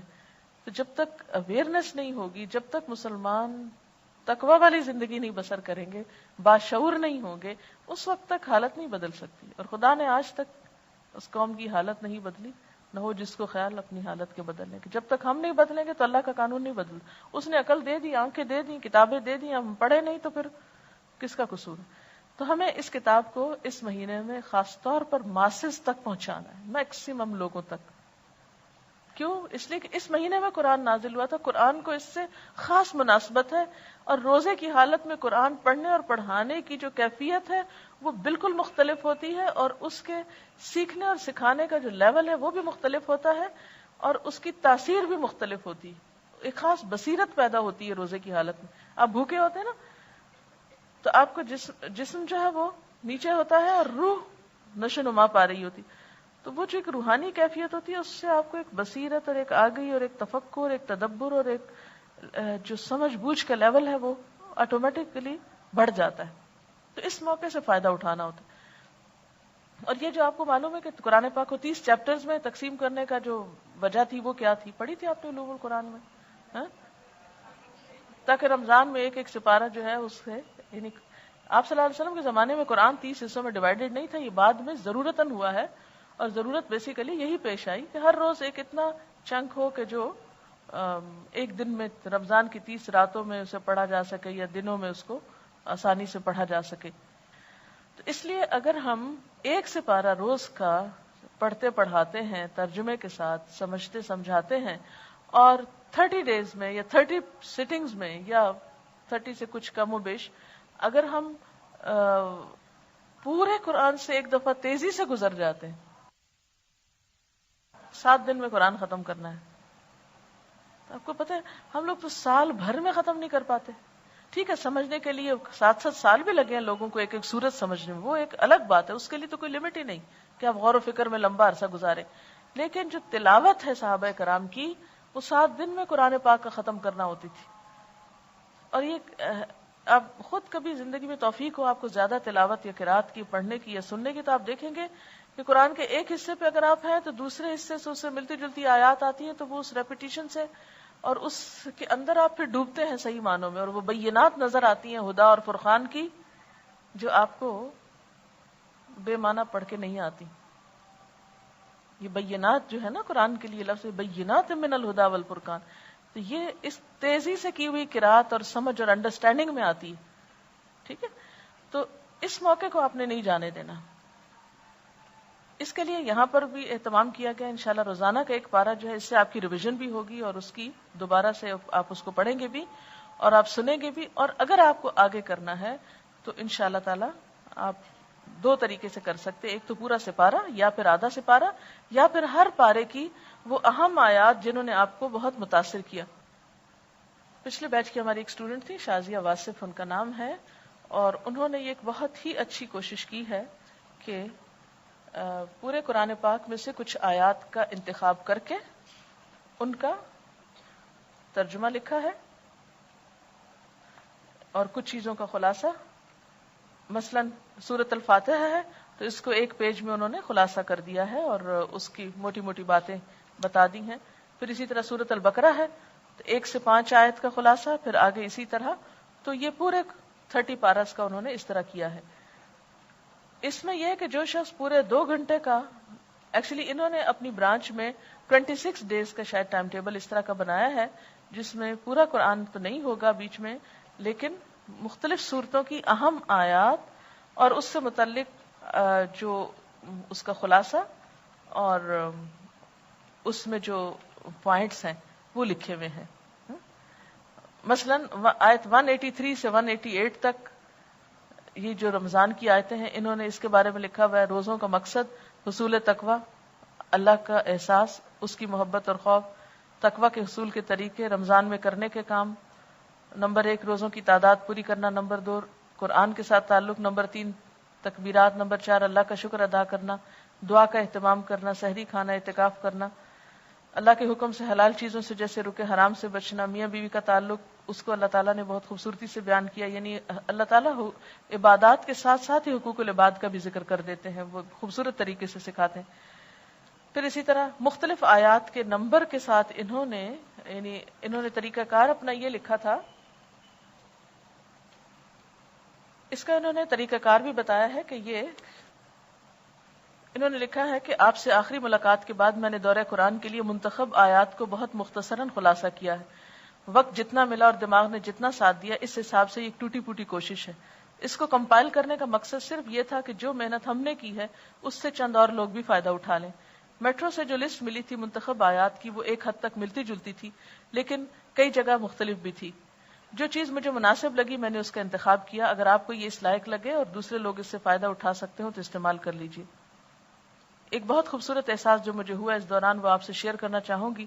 قرآن رمضان میں دوسروں تک پہنچانا ہے، یہ احساس تھا پورے کے بجائے وہ حصہ جو لوگوں کا شوق ابھارے. کیونکہ پچھلی جو ہماری میٹنگ ہوئی تھی یہاں پر، اس میں ایک سجیشن یہ دی گئی تھی کہ ایک تو ہے پورا پارے کا ترجمہ کرنا 2 گھنٹے میں کم از کم، لیکن سب کے پاس 2 گھنٹے نہیں ہوتے. مثلا اگر آپ کسی اسکول میں جا رہے ہیں، یا اگر آپ کسی اپنے بچوں کے ساتھ بیٹھ کے بات کر رہے ہیں، یا آپ اپنے ہسبینڈ کے ساتھ ڈسکس کر رہے ہیں قرآن پاک کو، یا کہیں بھی جس میں ٹائم کم ہے، تو پورا قرآن کی بجائے کچھ آیات لے لی جائیں. لیکن لوگوں کو قرآن سے کسی نہ کسی طرح مانوس کیا جائے اور بتایا جائے کہ یہ کتاب کہتی کیا ہے. جو لوگوں کا شوق ابھارے، ان کے شعور کو بیدار کرے اور ان کی فطرت کو اپیل کرے، وہ چننا تھا. لیکن یہ سوچ کہ اتنے کم وقت اور اتنی سطحی نظر میں کیا ہوگا، یوں نظر آ رہی تھی. یعنی جب یہ بات ہو رہی تھی تو لگتا تھا کہ تھوڑے سے وقت میں ہم اتنی بات کیسے لوگوں کو بتائیں گے. پورا کر لینے کے بعد، یعنی جب انہوں نے کام یہ کر لیا، پورا کرنے کے بعد مجھے اندازہ ہوا کہ اتنے تھوڑے دنوں میں پورے قرآن سے گزرنے کا الگ ہی لطف ہے. کبھی کبھی we lose sight of the forest for the trees. We lose sight of the forest for the trees. اتنی گہرائی میں چلے جاتے ہیں کہ ہم بالکل سامنے کی چیز یعنی روح کو نظر انداز کر جاتے ہیں. ایک دین کی تصویر ملی جو اور ایک خلاصہ سمجھ میں آیا. وہ بہت ہلکے پھلکے پڑھنے میں نہ آتا تھا. کون سی باتیں بار بار دہرائی گئیں، وہ راسخ ہوتی گئی. بالکل ایسے ہی جیسے ایک کھیت میں اتر کر فطرت سے قریب ہو کر بے انتہا مسرت اور لطف محسوس ہوتا ہے. لیکن انہی کھیتوں کو جہاز سے اڑتے ہوئے دیکھو تو الگ ہی حسن نظر آتا ہے، نگاہ ہٹانے کا دل ہی نہیں چاہتا. پوری تصویر نگاہ میں ایک ہی ٹائم میں سما جاتی ہے. یعنی جب آپ کھیت کے اندر ہوتے ہیں تو چھوٹی چھوٹی ڈیٹیلز دیکھتے ہیں نا، جیسے کلاس میں آپ دیکھتے ہیں ہر پتا، ہر کلی، اس ورڈ کا روٹ کیا ہے، اس کی مختلف تفسیریں، اس کا ایک پوائنٹ یہ ہے، دوسرا تیسرا. لیکن جب آپ اوپر سے دور سے دیکھتے ہو کسی کھیت کو یا باغ کو تو وہ ویو بھی بہت خوبصورت ہوتا ہے. تو ایک کام تو آپ کلاس میں کرتے ہو، ایک رمضان میں سارے ترجمے سے گزر کے کرتے ہو، اور ایک آپ دور سے اہم اہم حصوں کا ویو کرو گے. اس میں بھی بہت خوبصورتی ہے. اور پھر اب میں نے جو دیکھا یعنی چھوٹے چھوٹے حصوں کو، تو اس نیت اور جذبے کے ساتھ کہ دوسروں کو بھی دکھانا چاہتی ہوں، اسی سٹائل میں نوٹس بنائے. اپنے ساتھ کے اسٹوڈنٹ میں یہ کمی پاتی ہوں کہ بات میں سے اصل نقطہ اور عمل کا پہلو نکال سکیں. یعنی ہر ایک کے اندر اتنی صلاحیت نہیں ہوتی کہ آیت پڑھ کر اس میں سے عمل کی بات نکالیں. کون سی چیز کو اہمیت دیں، کون سی کو بات کے لیے اٹھا کے رکھیں. اپنی رائے اس سلسلے میں ضرور دیجیے اور جو کمی کوتاہی اور نشاندہی کیجیے، ہم اصلاح کر لیں گے. اور اس کا طریقہ انہوں نے بتایا کہ یہ پورا سلیبس ہم نے 26 دنوں میں پھیلایا ہے. پیچھے اس کی تفصیل ہے. کچھ تلاوت کسی قاری کی آواز میں لگائیں گے. یعنی مجلس کیسے ہوگی، پہلے جن آیتوں کو پڑھنا ہے اس کی تلاوت لگائیں گے، کچھ کی عربی میں خود پڑھوں گی، ترجمہ سب آیات کا پڑھا جائے گا جن کے نمبر نوٹ کیے ہوئے ہیں، جو پوائنٹس جن آیات کے ساتھ لکھے ہیں ان کو ہلکا سا ڈسکس کر لیا جائے گا. کہیں کہیں سننے والوں کو بولنے پر موٹیویٹ کیا جائے گا، یعنی انٹریکٹیو سیشن ٹائپ ہوگا. منتخب شدہ آیات کی پوری فہرست اویلیبل کی جائے گی، یعنی لوگوں کو بھی دے دی جائے گی. جو سامعین لینا چاہیں وہ اپنے قرآن میں نشانیاں لگا کر آئیں تاکہ اس وقت ڈھونڈنے میں ان کو دقت نہ ہو. یعنی کلاس جن بھی لوگوں پر کلاس مشتمل ہوگی وہ ان آیات پر پہلے سے قرآن پاک میں مارک کر کے آئیں، اور جب کہا جائے آیت نمبر فلاں تو وہ حصہ کھول لیں، اتنے میں تلاوت سنیں، پھر ترجمہ پڑھا جائے، اور اس میں ایک بات عمل کی، یہ دوسری، یہ تیسری، یہ چوتھی، یہ. اور اس سے آپ اندازہ کریں کہ رمضان کے آخر میں ایسے لوگ جب قرآن کی موٹی موٹی باتوں سے روشناس ہوں گے تو ان کے اندر کیا آئے گا؟ قرآن کے تعارف کے ذریعے قرآن کی محبت. ہم کسی بھی چیز سے محبت کیوں نہیں کر پاتے کہ ہمیں پتہ ہی نہیں ہوتا کہ اس کے اندر کیا خوبی ہے. جو کسی کی خوبیاں کھلتی ہیں اتنی اتنی محبت آپ کی بڑھتی چلی جاتی. قرآن سے لوگوں کی غفلت، یعنی دور سے اس کی عزت رسپیکٹ تو کرتے ہیں مگر حقیقی معنوں میں اس سے محبت نہیں کرتے. پتہ ہی نہیں اس کے اندر لکھا ہوا کیا ہے. یا کچھ لوگ خوف زدہ ہیں، پتہ نہیں اس کو پڑھ لیں گے تو کیا ہو جائے گا ہماری زندگی میں. تو اس خوف کو دور کرنے کے لیے اگر افیکٹو پارٹس جو ہیں ان کو ہائی لائٹ کر کے 1 گھنٹے میں یا آدھے گھنٹے میں یا جتنا بھی ٹائم کہیں پر اویلیبل ہے، مثلا کچھ لوگوں کو ہو سکتا ہے کسی اسکول میں والنٹریلی کچھ کام کرنے کا موقع ملے، گھر میں تراویح کے بیچ میں، کیونکہ ہوتا ہے نا روز تراویح پڑھتے ہیں تو پتہ نہیں چلتا کیا پڑھا ہے، تو اس کے بیچ میں آپ وقت لے سکتے ہیں، دوسروں کو بتا سکتے ہیں. تو اس طرح انشاءاللہ تعالی ایک مختصر گو تھرو بھی آپ قرآن پاک سے کر لیں گے. اس کے علاوہ جو 2 گھنٹے کا دورہ قرآن ہے اس کا اپنا ایک لطف ہے اور اپنا ایک سیٹسفیکشن ہوتی ہے کہ جی ہم نے شروع سے لے کے آخر تک قرآن ختم کر لیا. کیونکہ ہماری قوم کی یہ بھی ایک بہت بڑی کمزوری ہے یا ان کی آرزو ہوتی ہے کہ ہم کیا کر لیں, قرآن سے ایک دفعہ گزر جائیں. جب ختم ہوتا ہے پھر ہمیں لگتا ہے آج ہماری دعا قبول ہونی ہے اور آج ہی سب کچھ ملنا ہے ہم کو. خیر ہے تو ایک حقیقت ہے کہ قرآن کے ختم پہ ہوتی ہے قبول. تو اس کے لیے پھر کیا ہے کہ آپ ایک پارہ سلیکٹ کریں. عموماً یہ ہوتا رہا ہے گزشتہ سالوں میں کہ ہم ایک آدھ رات لوگوں سے لے لیتے تھے, طاق رات, جس میں ایک ایک سپارہ ساتھ ہو جاتا تھا نوافل کے علاوہ. اس طرح 30 روزے عام طور پر نہیں بنتے تو 29 دن رہ جاتے ہیں, ایک سپارہ ایکسٹرا ہو گیا.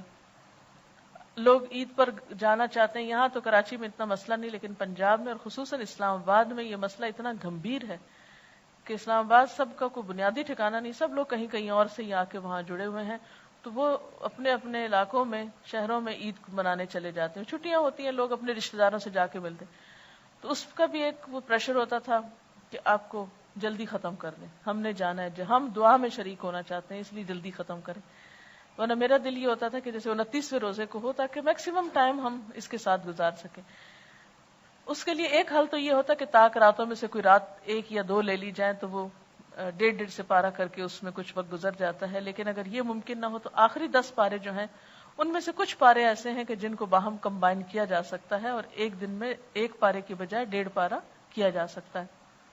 لیکن پہلے 10 پاروں میں یہ چیز عموماً ممکن نہیں ہوتی کیونکہ آپ کو معلوم ہے اس میں احکام کی آیات ہیں, مدنی صورتیں ہیں زیادہ, اور وہ بہت طویل صورتیں ہیں اور طویل احکامات اس میں آ جاتے ہیں, تو اس کو 1.5 سپارہ آپ نہیں کر سکتے.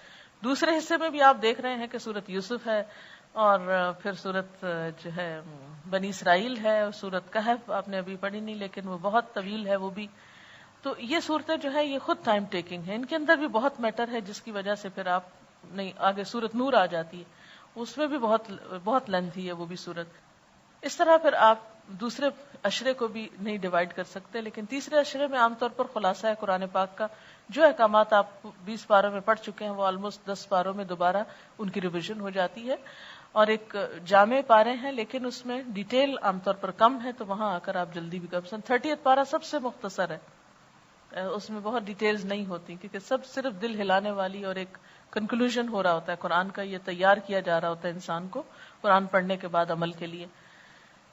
لیکن ایک پارہ ایوریج اگر ہم شروع کریں تو اس میں یہ ہوتا ہے کہ 2 گھنٹے کم از کم لگتے ہیں, اور ان 2 گھنٹوں میں کرنا یہ ہوتا ہے. اچھا ایک اور چیز یہ کہ شروع کرنے سے پہلے آپ ضرور اپنی نیت کا جائزہ لیں کہ میں کیوں شروع کر رہی ہوں اور میرا مقصد کیا ہے. نیت تو ساروں کو پتا اللہ کے لیے, لیکن پھر بھی ذرا تازہ کر لی جائے, جھاڑ پھٹک کر کے ذرا سی چمکا لی جائے تو اچھی ہوتی ہے, کیونکہ اس پہ پھر کوئی گرد و غبار آ ہی جاتا ہے کبھی. اب یہ ہے کہ نفل پڑھ کے آپ آغاز کریں, یعنی یہ نہ بھولیں کبھی بھی کوئی بھی کام جب آپ کو کرنا ہو تو ضرور اللہ تعالیٰ سے استخارے کی دعا بھی کر سکتے ہیں.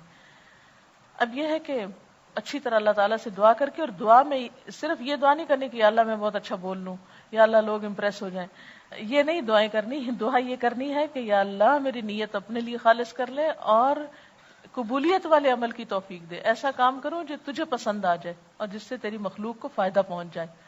وہ اگر ٹوٹا پھوٹا بھی ہوا تو آپ دیکھیں اس کی تاثیر کہیں زیادہ ہوگی بنسبت اس کے کہ آپ بہت عالی شان کام کریں اور اس کا اثر کچھ نہ ہو. ٹھیک ہے, تو نیت کی اصلاح سے نفل کے بعد خاص طور پر وہ جو ایک ٹپ میں نے آپ کو دی ہے کہ جب آپ دورہ قرآن کرانے لگے تو اس سے پہلے دنیا کی فالتو باتیں چھوڑ دیں, کم از کم کچھ دیر ضرور خاموشی اختیار کریں, اپنی نیت کو اپنے ان سب چیزوں کو حاضر کریں. الہدا میں تو ہم عام طور پر یہ کرتے ہیں کہ اس سے پہلے تجوید کا یا قرآن کی تلاوت کا سیشن رکھتے ہیں. گھر میں بھی آپ اگر کر رہے ہیں یا کہیں بھی کر رہے ہیں, ایک ٹیپ ریکارڈر اٹھا لیں یا کہیں فٹ کر دیں, اور قاری غامدی کی یا کسی بھی جو آپ کی پسند کے قاری ہیں ان کی آپ اس دن کا جو پارہ لگنا ہے اس کی کیسٹ آن کر دیں, تاکہ جو لوگ باہر سے آئیں وہ بھی آ کے شغل میلہ نہ کریں, آ کے کیا کریں, خاموشی اور احترام سے بیٹھتے جائیں اور تلاوت سنتے جائیں.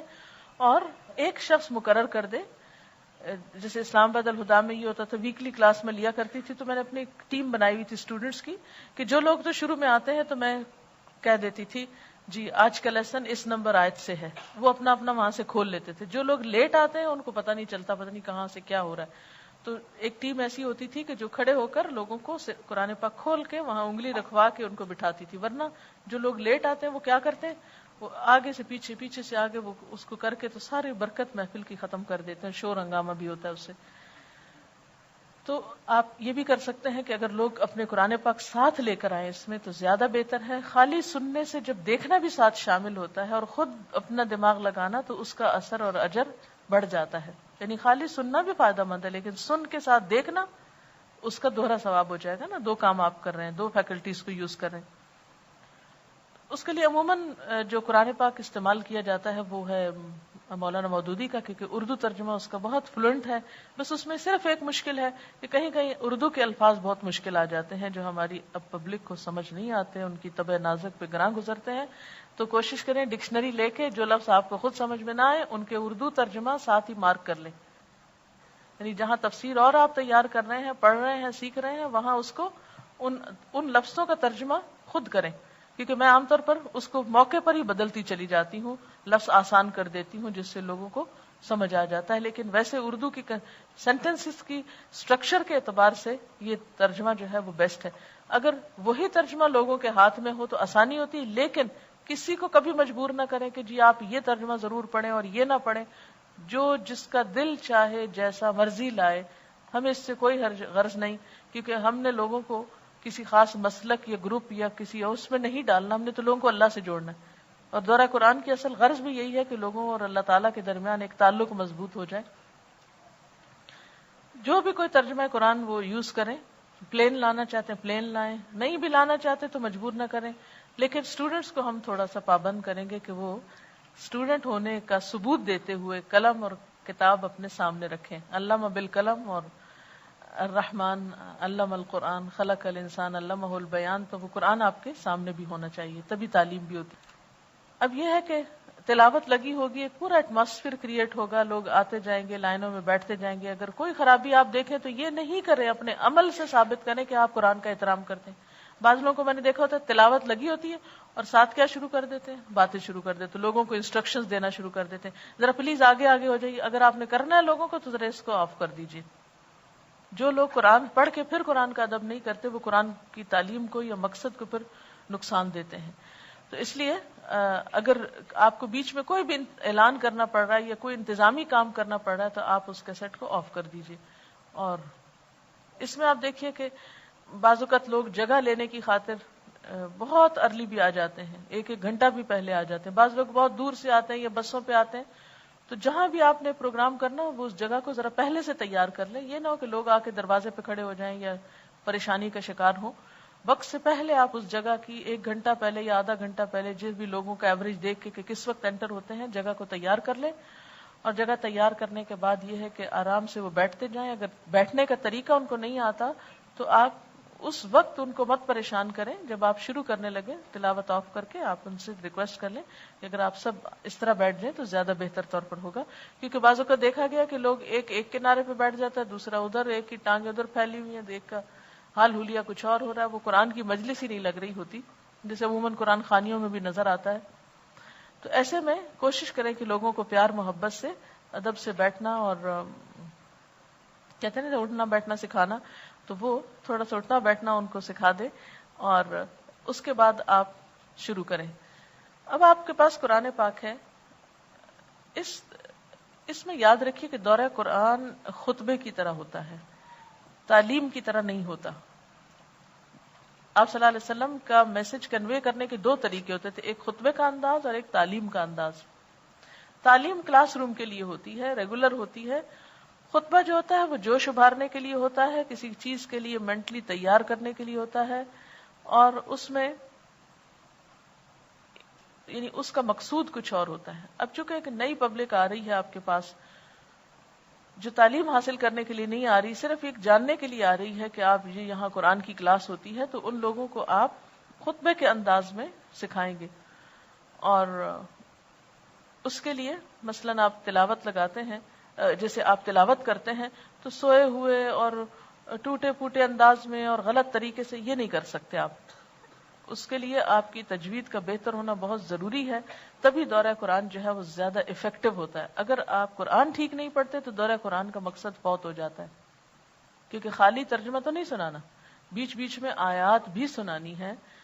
اس سے پہلے ایک تلاوت تو آپ لگا چکے، پورا پارا سنا گیا تو پورا پارا سن لیں، اگر پورا نہیں بھی سنا گیا آدھا سن لیں، آدھا لوگ گھروں میں سن لیں یا پڑھ لیں، وٹ ایور، یہ ان کی اپنی مرضی ہے، ٹائم کے اوپر ڈیپینڈ کرتا ہے کہ وہ کتنا ٹائم دیتے ہیں. لیکن جب آپ نے قرآن پاک کھول لیا اور اب آپ بیٹھ گئے ہیں دوسروں کو سکھانے کے لیے، تو تعلیم کا نہیں خطبے کا انداز اپنائیے، اور آہستہ بولنے کی بجائے تھوڑا سا تیز بولیے، اور آیات کو جہاں ڈرانے والی آیات ہیں ان کا انداز اس طرح ہو، جنت کی آیات ہیں ان کا انداز اس طرح ہو، جہاں کوئی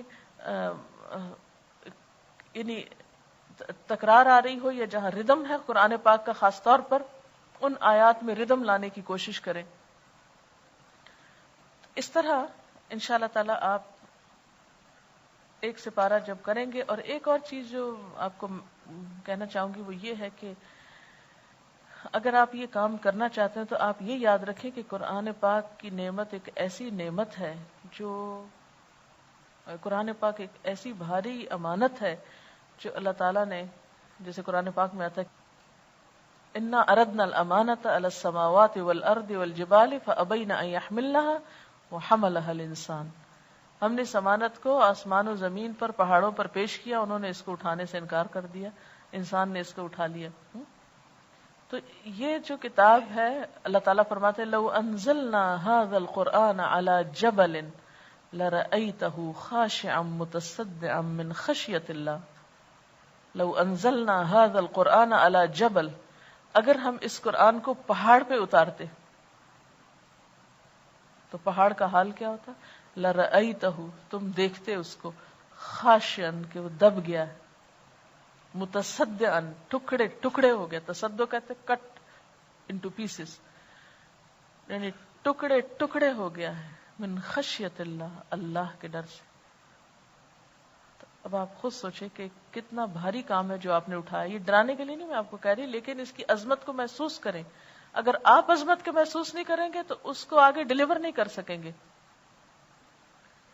کیونکہ جو دینے والا ہے اس کے اندر کچھ بیسک کوالٹیز کا ہونا بے حد ضروری ہے. جب تک آپ کے اپنے اندر اس کا وہ محسوس نہیں ہوگا تو آپ دوسروں کو محسوس نہیں کرا سکیں گے. اگر آپ کے اندر محبت نہیں ہوگی تو آپ محبت دے نہیں سکیں گے. اس لیے بہت ضروری ہے کہ آپ اس کو اس طریقے پر لیں. اور پھر اس کے بعد یہ ہے کہ ایک مہینے میں چونکہ پڑھا جاتا ہے اور بہت سارے لوگ پڑھتے ہیں، آپ خود سوچیں یہ سب کچھ جمع ہو کے تو کتنا ایک پر اثر اور ایک ہلا دینے والا کام ہوتا ہے. یہ معمولی کام نہیں ہوتا. اس کے لیے آپ کی صحت بھی اچھی ہونی چاہیے. تو خدا کے لیے اور اس رمضان سے فائدہ اٹھانے کے لیے تھوڑا سا اپنی صحت کا مزید خیال کر لیجیے گا. عام دنوں میں وٹامنز لینا بھول جاتی ہوں، پرواہ نہیں کرتی، لیکن رمضان میں جس طرح روزہ رکھنا فرض سمجھتی ہوں ایسے ہی وٹامنز لینا فرض سمجھتی ہوں. عام دنوں میں کبھی دل چاہ دودھ پی لیا، نہیں پیا، لیکن رمضان میں تاکیداً اور احتیاط کے ساتھ. اگر آپ اس طرح کا کوئی بھی کام کر رہے ہیں تو اپنی طرف سے کیا کریں، یعنی ذہنی تیاری کے ساتھ عملی تیاری بھی. آپ اس کے بوجھ کو اٹھا رہے ہیں تو پھر آپ اسے دینے کے بھی قابل ہوں. کوشش کریں کہ رمضان سے پہلے اپنے کاموں کو 2-3 دن پہلے اس طرح ختم کر لیں کہ آہستہ آہستہ آہستہ آہستہ آپ کی جیسے ٹرانزیشن ہوتی ہے نا، ایک چیز سے نکل کر دوسری چیز کی طرف، تو پھر آپ یہ کام بہتر طور پر کر سکیں گے. روز دورہ قرآن کی کلاس کے لیے پریپیئر کیسے کریں؟ کیا ڈیلی آپ کی ٹیپ سننا ضروری ہے یا کوئی تفسیر؟ اس میں آپ دیکھیں کہ بہترین تفسیر جو آپ کو فائدہ دے سکتی ہے، کم وقت میں جو آپ کو چیزیں کلیئر ہو سکتی ہیں، وہ احسن البیان ہے. اس میں ٹو دا پوائنٹ بہت سی باتیں لکھی ہوئی ہیں اور بہت جلدی آپ اس کو کوئک گو تھرو کر سکتے ہیں سکھانے کے لیے. ٹیپ سے آپ زیادہ کیا کر سکتے ہیں، سٹائل سیکھ سکتے ہیں کہ ڈیلیور کیسے کرنا ہے. وہ میں نے ریکویسٹ کی ہے کہ اگر سنا دے تھوڑا سا تو اس سے آپ کو اندازہ ہو جائے گا. اور اس کے علاوہ یہ ہے کہ امت اخبار سے پچھلے سال سے آ رہا ہے اس کا وہ ہم نے کٹنگ یہاں رکھی ہوئی ہے لیکن اس کو ابھی کمپائل ہم نے نہیں کیا. اس میں کچھ پوائنٹس کہیں کہیں جو ضروری تفسیر کے ہیں وہ بھی آپ لے سکتے ہیں. ہماری آسانی کے لیے افضل اور مسنون عبادات اوقات کے مطابق خاص رمضان کے لیے فہرست کی صورت میں ٹائم ٹیبل نوٹس بورڈ پہ لگوا دیں. ہو سکتا ہے جو رمضان کا پیکج ہم تیار کریں اس کا کچھ حصہ نوٹس بورڈ پر بھی آپ لگوا سکتے ہیں. میٹرو میں کیسٹ پہ دورہ قرآن ہوگا یا کوئی اور کرائے گا؟ نہیں, یہاں کے جو ٹیچرز ہیں آپ کے وہ کرائیں گے, کیسٹ پہ نہیں ہوگا. اور ہم لوگ رمضان میں گھروں کی صفائیاں کرتے رہے, گناہوں کی نہیں. جی اچھا کمنٹ ہے کہ رمضان میں ہم, کیونکہ توجہ جو نہیں دلائی کسی نے کہ بھئی اتنا قیمتی مہینہ پتہ نہیں زندگی میں آتا یا نہیں. سوچئے روزے کی حالت میں آپ کانسٹنٹلی عبادت میں, تو کوئی اور عبادت نہیں جس میں آپ منٹ منٹ میں عبادت میں ہو. دیکھیے روزہ ایک ایسی عبادت ہے, مثلا آپ ذکر کرتے ہیں, کبھی بھول جاتے ہیں, کبھی سو جاتے ہیں, لیکن روزہ رکھ لیا, صرف روزہ ہی رکھ لیا تو آپ عبادت کی حالت میں آگے. لمحہ لمحہ آپ کا وداؤٹ اینی گیپ, ایک ایک سیکنڈ صبح سحر سے لے کے افطار تک مکمل عبادت ہے. کیا کوئی اور چیز مجھے بتائیے؟ اور پھر آزادی ہے, اس عبادت کے ساتھ آپ کیا کر سکتے ہیں؟ اس عبادت کے ساتھ آپ دنیا کے کام بھی کرتے رہتے ہیں. مثلا نماز پڑھتے ہیں, آپ دنیا کا کوئی کام نہیں کر سکتے. حج کرتے ہیں, آپ دنیا کے کام نہیں عام طور پہ کر سکتے. لیکن اس عبادت میں آپ کیا کرتے ہیں؟ روزہ رکھ کے مکمل عبادت میں آپ اور بھی کام کر رہے ہیں. اسی لیے آپ صلی اللہ علیہ وسلم نے فرمایا کہ اللہ تعالیٰ فرماتے ہیں کہ ابن آدم کے جو اور اعمال ہیں ان کے ثواب 1 سے 700 گنا تک, لیکن روزہ الصوم لی وانا اجزی بہ, روزہ میرے لیے اور اس کا بدلہ میں خود دوں گا. افضل ترین عبادت ہے. تو اس میں پھر آپ عبادت میں عبادت جب کرتے, جیسے ایک حدیث میں آتا ہے کہ ایک شخص نے آپ صلی اللہ علیہ وسلم سے پوچھا سب سے افضل نماز کس کی ہے, پھر پوچھا سب سے افضل روزہ کس کا ہے. یعنی روزہ تو پوری قوم رکھے گی لیکن سب سے زیادہ ثواب کس کو ملے گا؟ آپ نے فرمایا کہ جو اس میں سب سے زیادہ ذکر کرے. یعنی روزے کی عبادت کے ساتھ ذکر میں کیا کیا چیزیں آتی ہیں؟ نماز بھی ذکر ہے, تلاوت قرآن بھی ذکر ہے, تسبیحات بھی ذکر ہے. یعنی ذکر از ناٹ اونلی تسبیح پڑھنا, ذکر کی قرآن پاک میں نماز کے لیے کیا آتا ہے؟ وَلَذِكْرُ اللَّهِ اکبر. اچھا ایک اور بات ہے کہ تیاری کرتے وقت آپ تیاری کیسے کریں, تھوڑا سا یہ بات بھی ہو جائے کہ جیسے آپ نے یہ تفسیر لی ہے, تو میں عام طور پر یہ کرتی تھی پہلے سال میں جب میں نے دورہ قرآن کرایا تھا تو تفہیم القرآن سے جیسے کرایا تھا, تو اس میں ہائی لائٹر لے کے اہم پوائنٹس کو نیچے سے ہائی لائٹ کر لیتی تھی تفسیر کے, اور احادیث کو سائڈ کے حاشیوں پہ لکھ لیتی تھی. پھر اس کے بعد اسی طرح کے ٹکرز پہ, اور ابھی آپ کو نمونے کے طور پہ سناتے ہیں, پھر آپ دیکھ لیجیے. گرج برس 2-3 اہم اناؤنسمنٹس بھی ہیں جو کرنا چاہتی ہوں. اب تھوڑا سا آپ یہ ذرا سی سورۃ فاتحہ کو سن لیجیے, پھر آگے چلتے ہیں. نحمده ونصلي على رسوله الكريم, اما بعد فاعوذ بالله من الشيطان الرجيم, بسم الله الرحمن الرحيم, رب اشرح لي صدري ويسر لي امري واحلل عقدة من لساني يفقهوا قولي. اس میں آپ دیکھ رہے ہیں کہ رب اشرح لی پڑھنے کا اور اعوذ باللہ اور بسم اللہ پڑھنے کا سٹائل جو ہے وہ کلاس کا انداز نہیں ہے. قرآن پاک اللہ کا کلام, اللہ کی بات, اپنے بندوں کے لیے, اپنے بندوں کی ہدایت کے لیے. قرآن جو دلوں کے لیے روشنی کا سبب ہے, جو انسان کو اندھیروں سے نکالتا ہے, جو امید کی کرن دکھاتا ہے, جو دلوں کے لیے سکون اور اطمینان کا باعث ہے. اس قرآن کو کیوں پڑھیں؟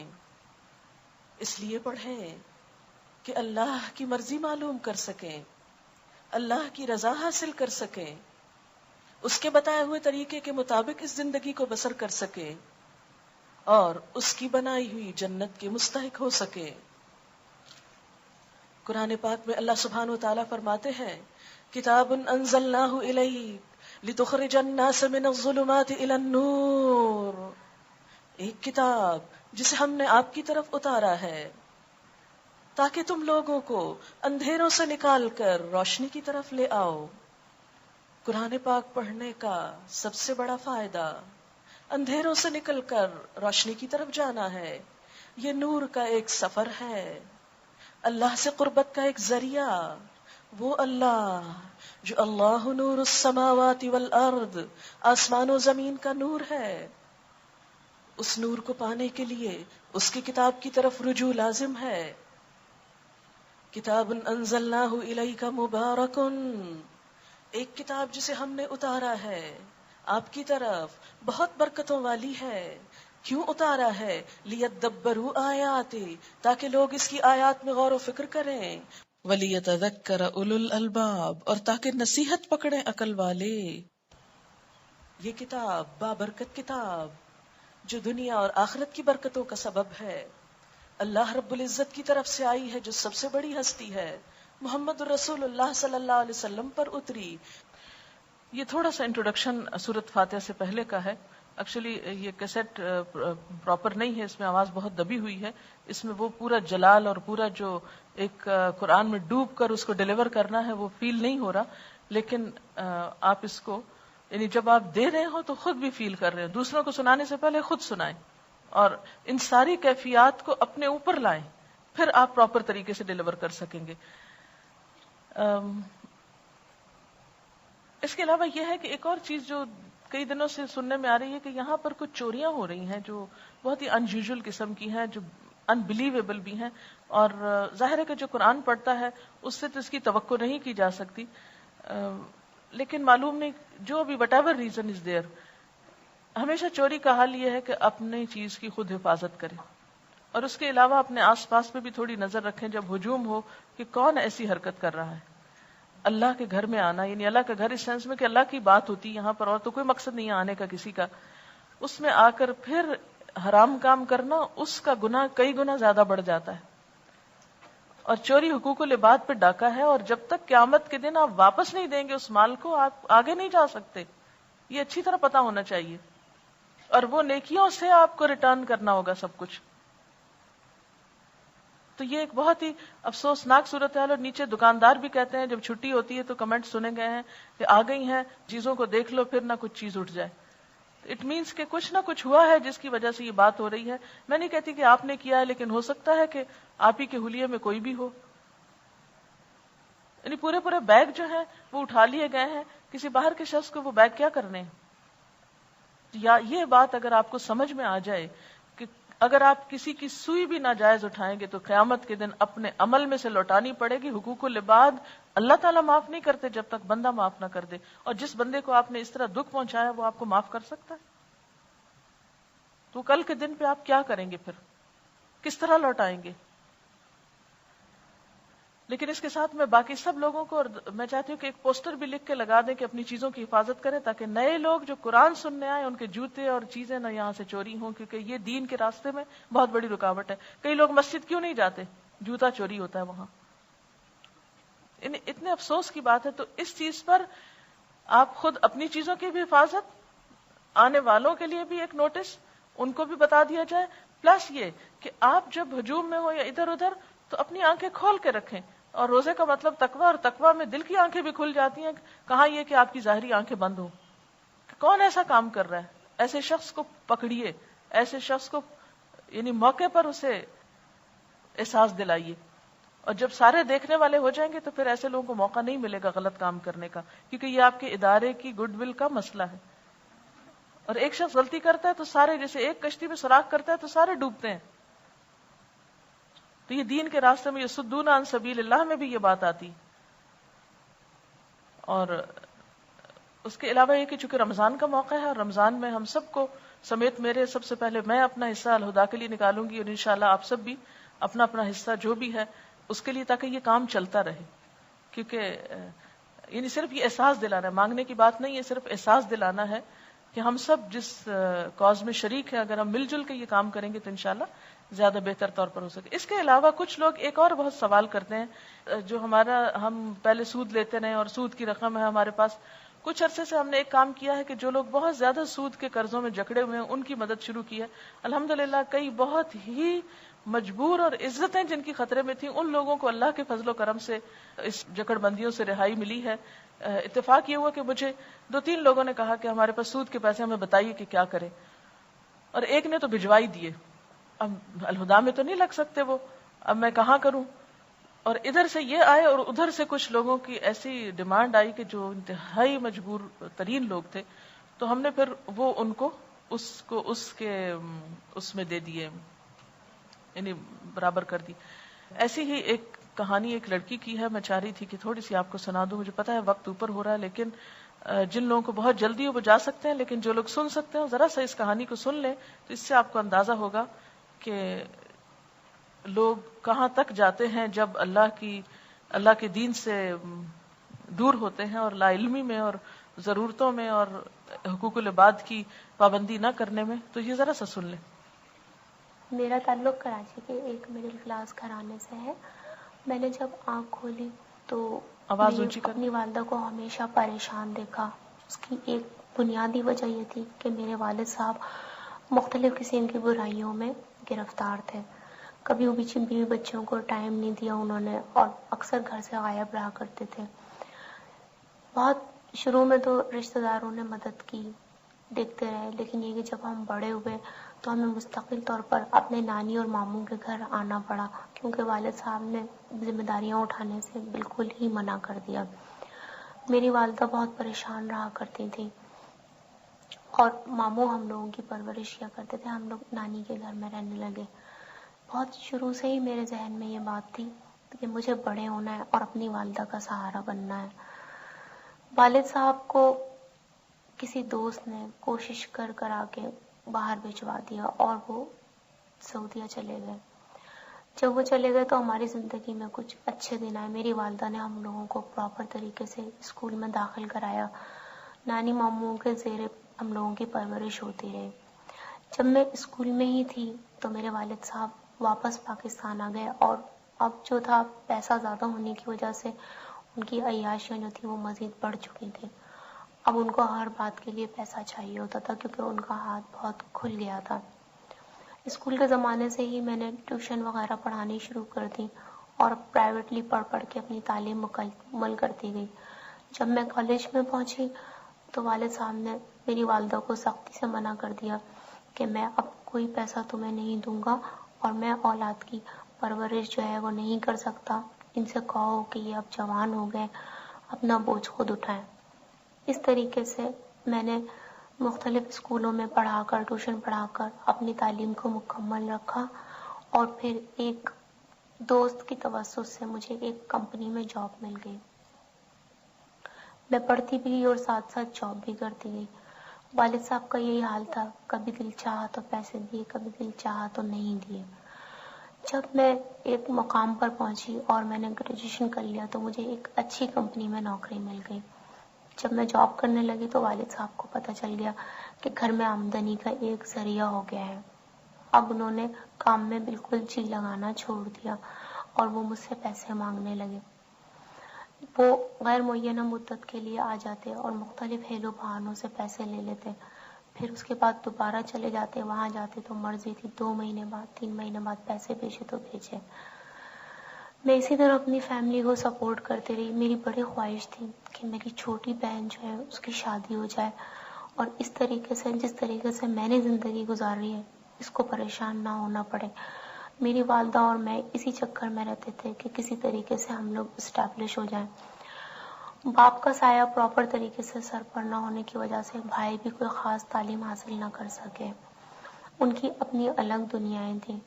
کوئی اسکول سے بھاگ گیا تو کسی نے کالج تک پڑھ کر اپنی جان چھڑا لی.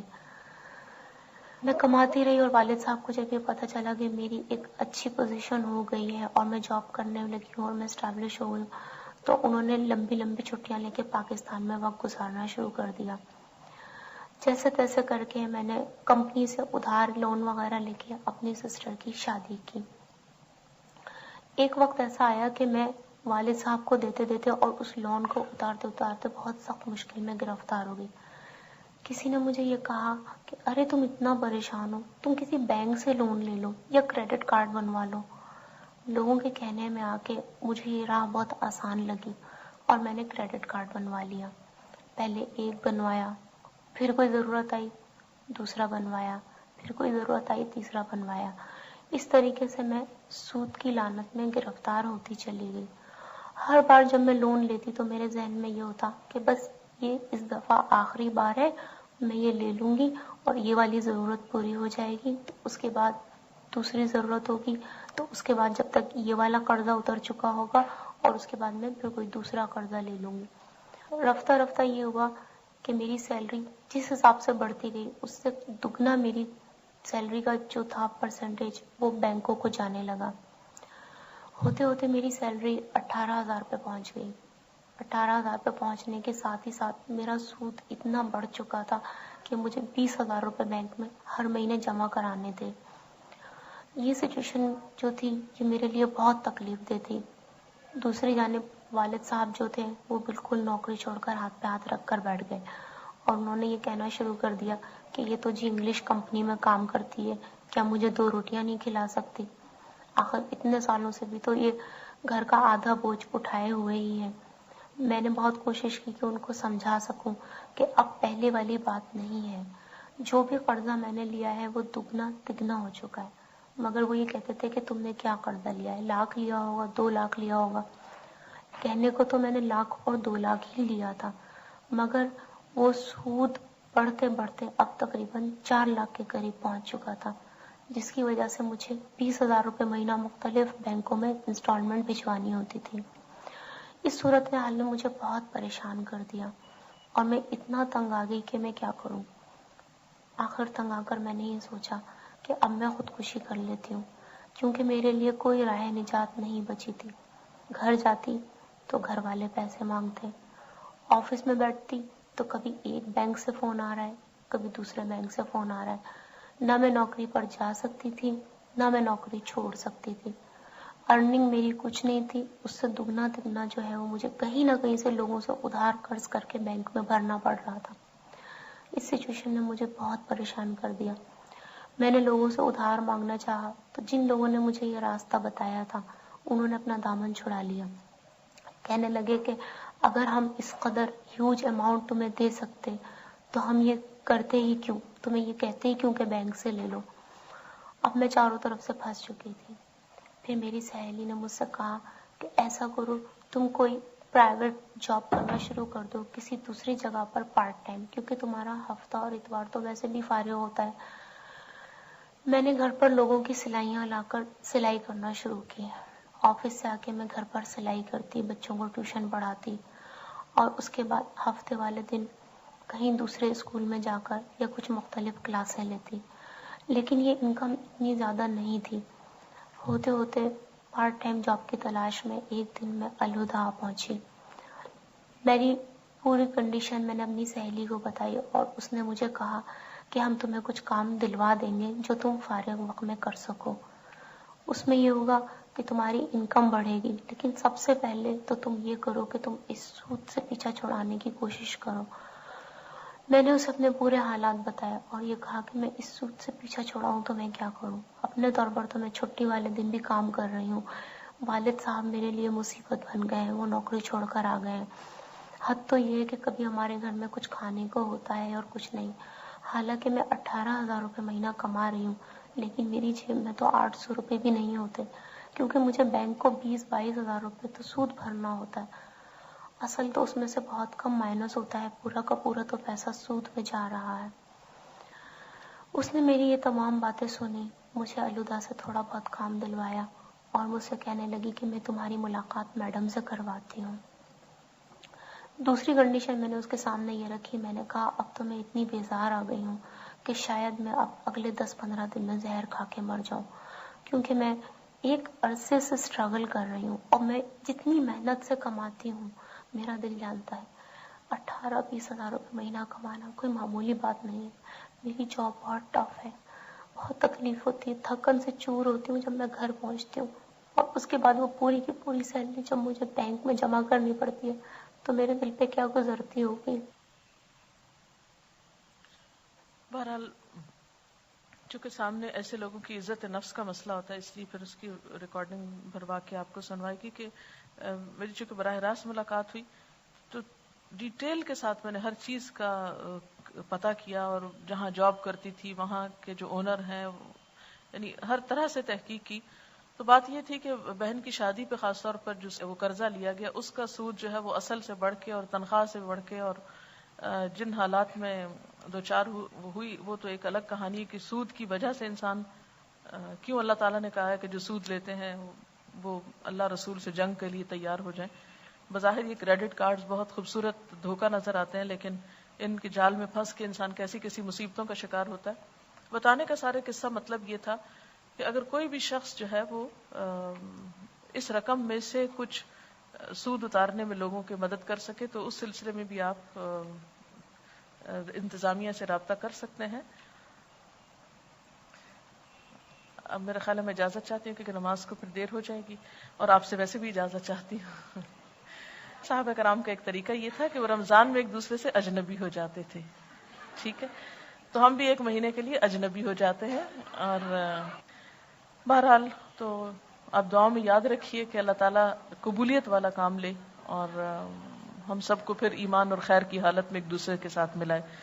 وآخر دعوانا ان الحمد للہ رب العالمین. سبحانک اللہم وبحمدک نشہد ان لا الہ الا انت نستغفرک ونتوب الیک. والسلام علیکم ورحمۃ اللہ وبرکاتہ. You are honored, O month of the Quran. It is Ramadan. O one who sleeps, stand up and declare the oneness of Allah, the oneness of Allah. O one who fasts, stand up in prayer at night, and Allah will forgive. Allah will forgive. Welcome, O Ramadan. You are honored, O month of the Quran. It is Ramadan. Oh, you who believe, give charity for the pleasure of Allah, the pleasure of Allah. Oh, you who believe, read the Quran every night of Ramadan, night of Ramadan. Welcome, O Ramadan. You are honored, O month of the Quran. It is Ramadan. Oh, you who believe, look out for the night, most blessed of all nights, most blessed of all nights. Oh, you who believe, take hold of this night and lament to Allah, lament to Allah. Welcome, O Ramadan. You are honored, O month of the Quran. It is Ramadan. Oh, you who believe, at the end of Ramadan, don't weaken your iman, don't weaken your iman. Oh, you who believe, give thanks to Allah for the month of Ramadan, month of Ramadan. Welcome, O Ramadan. You are honored, O month of the Quran. It is Ramadan. It is Ramadan.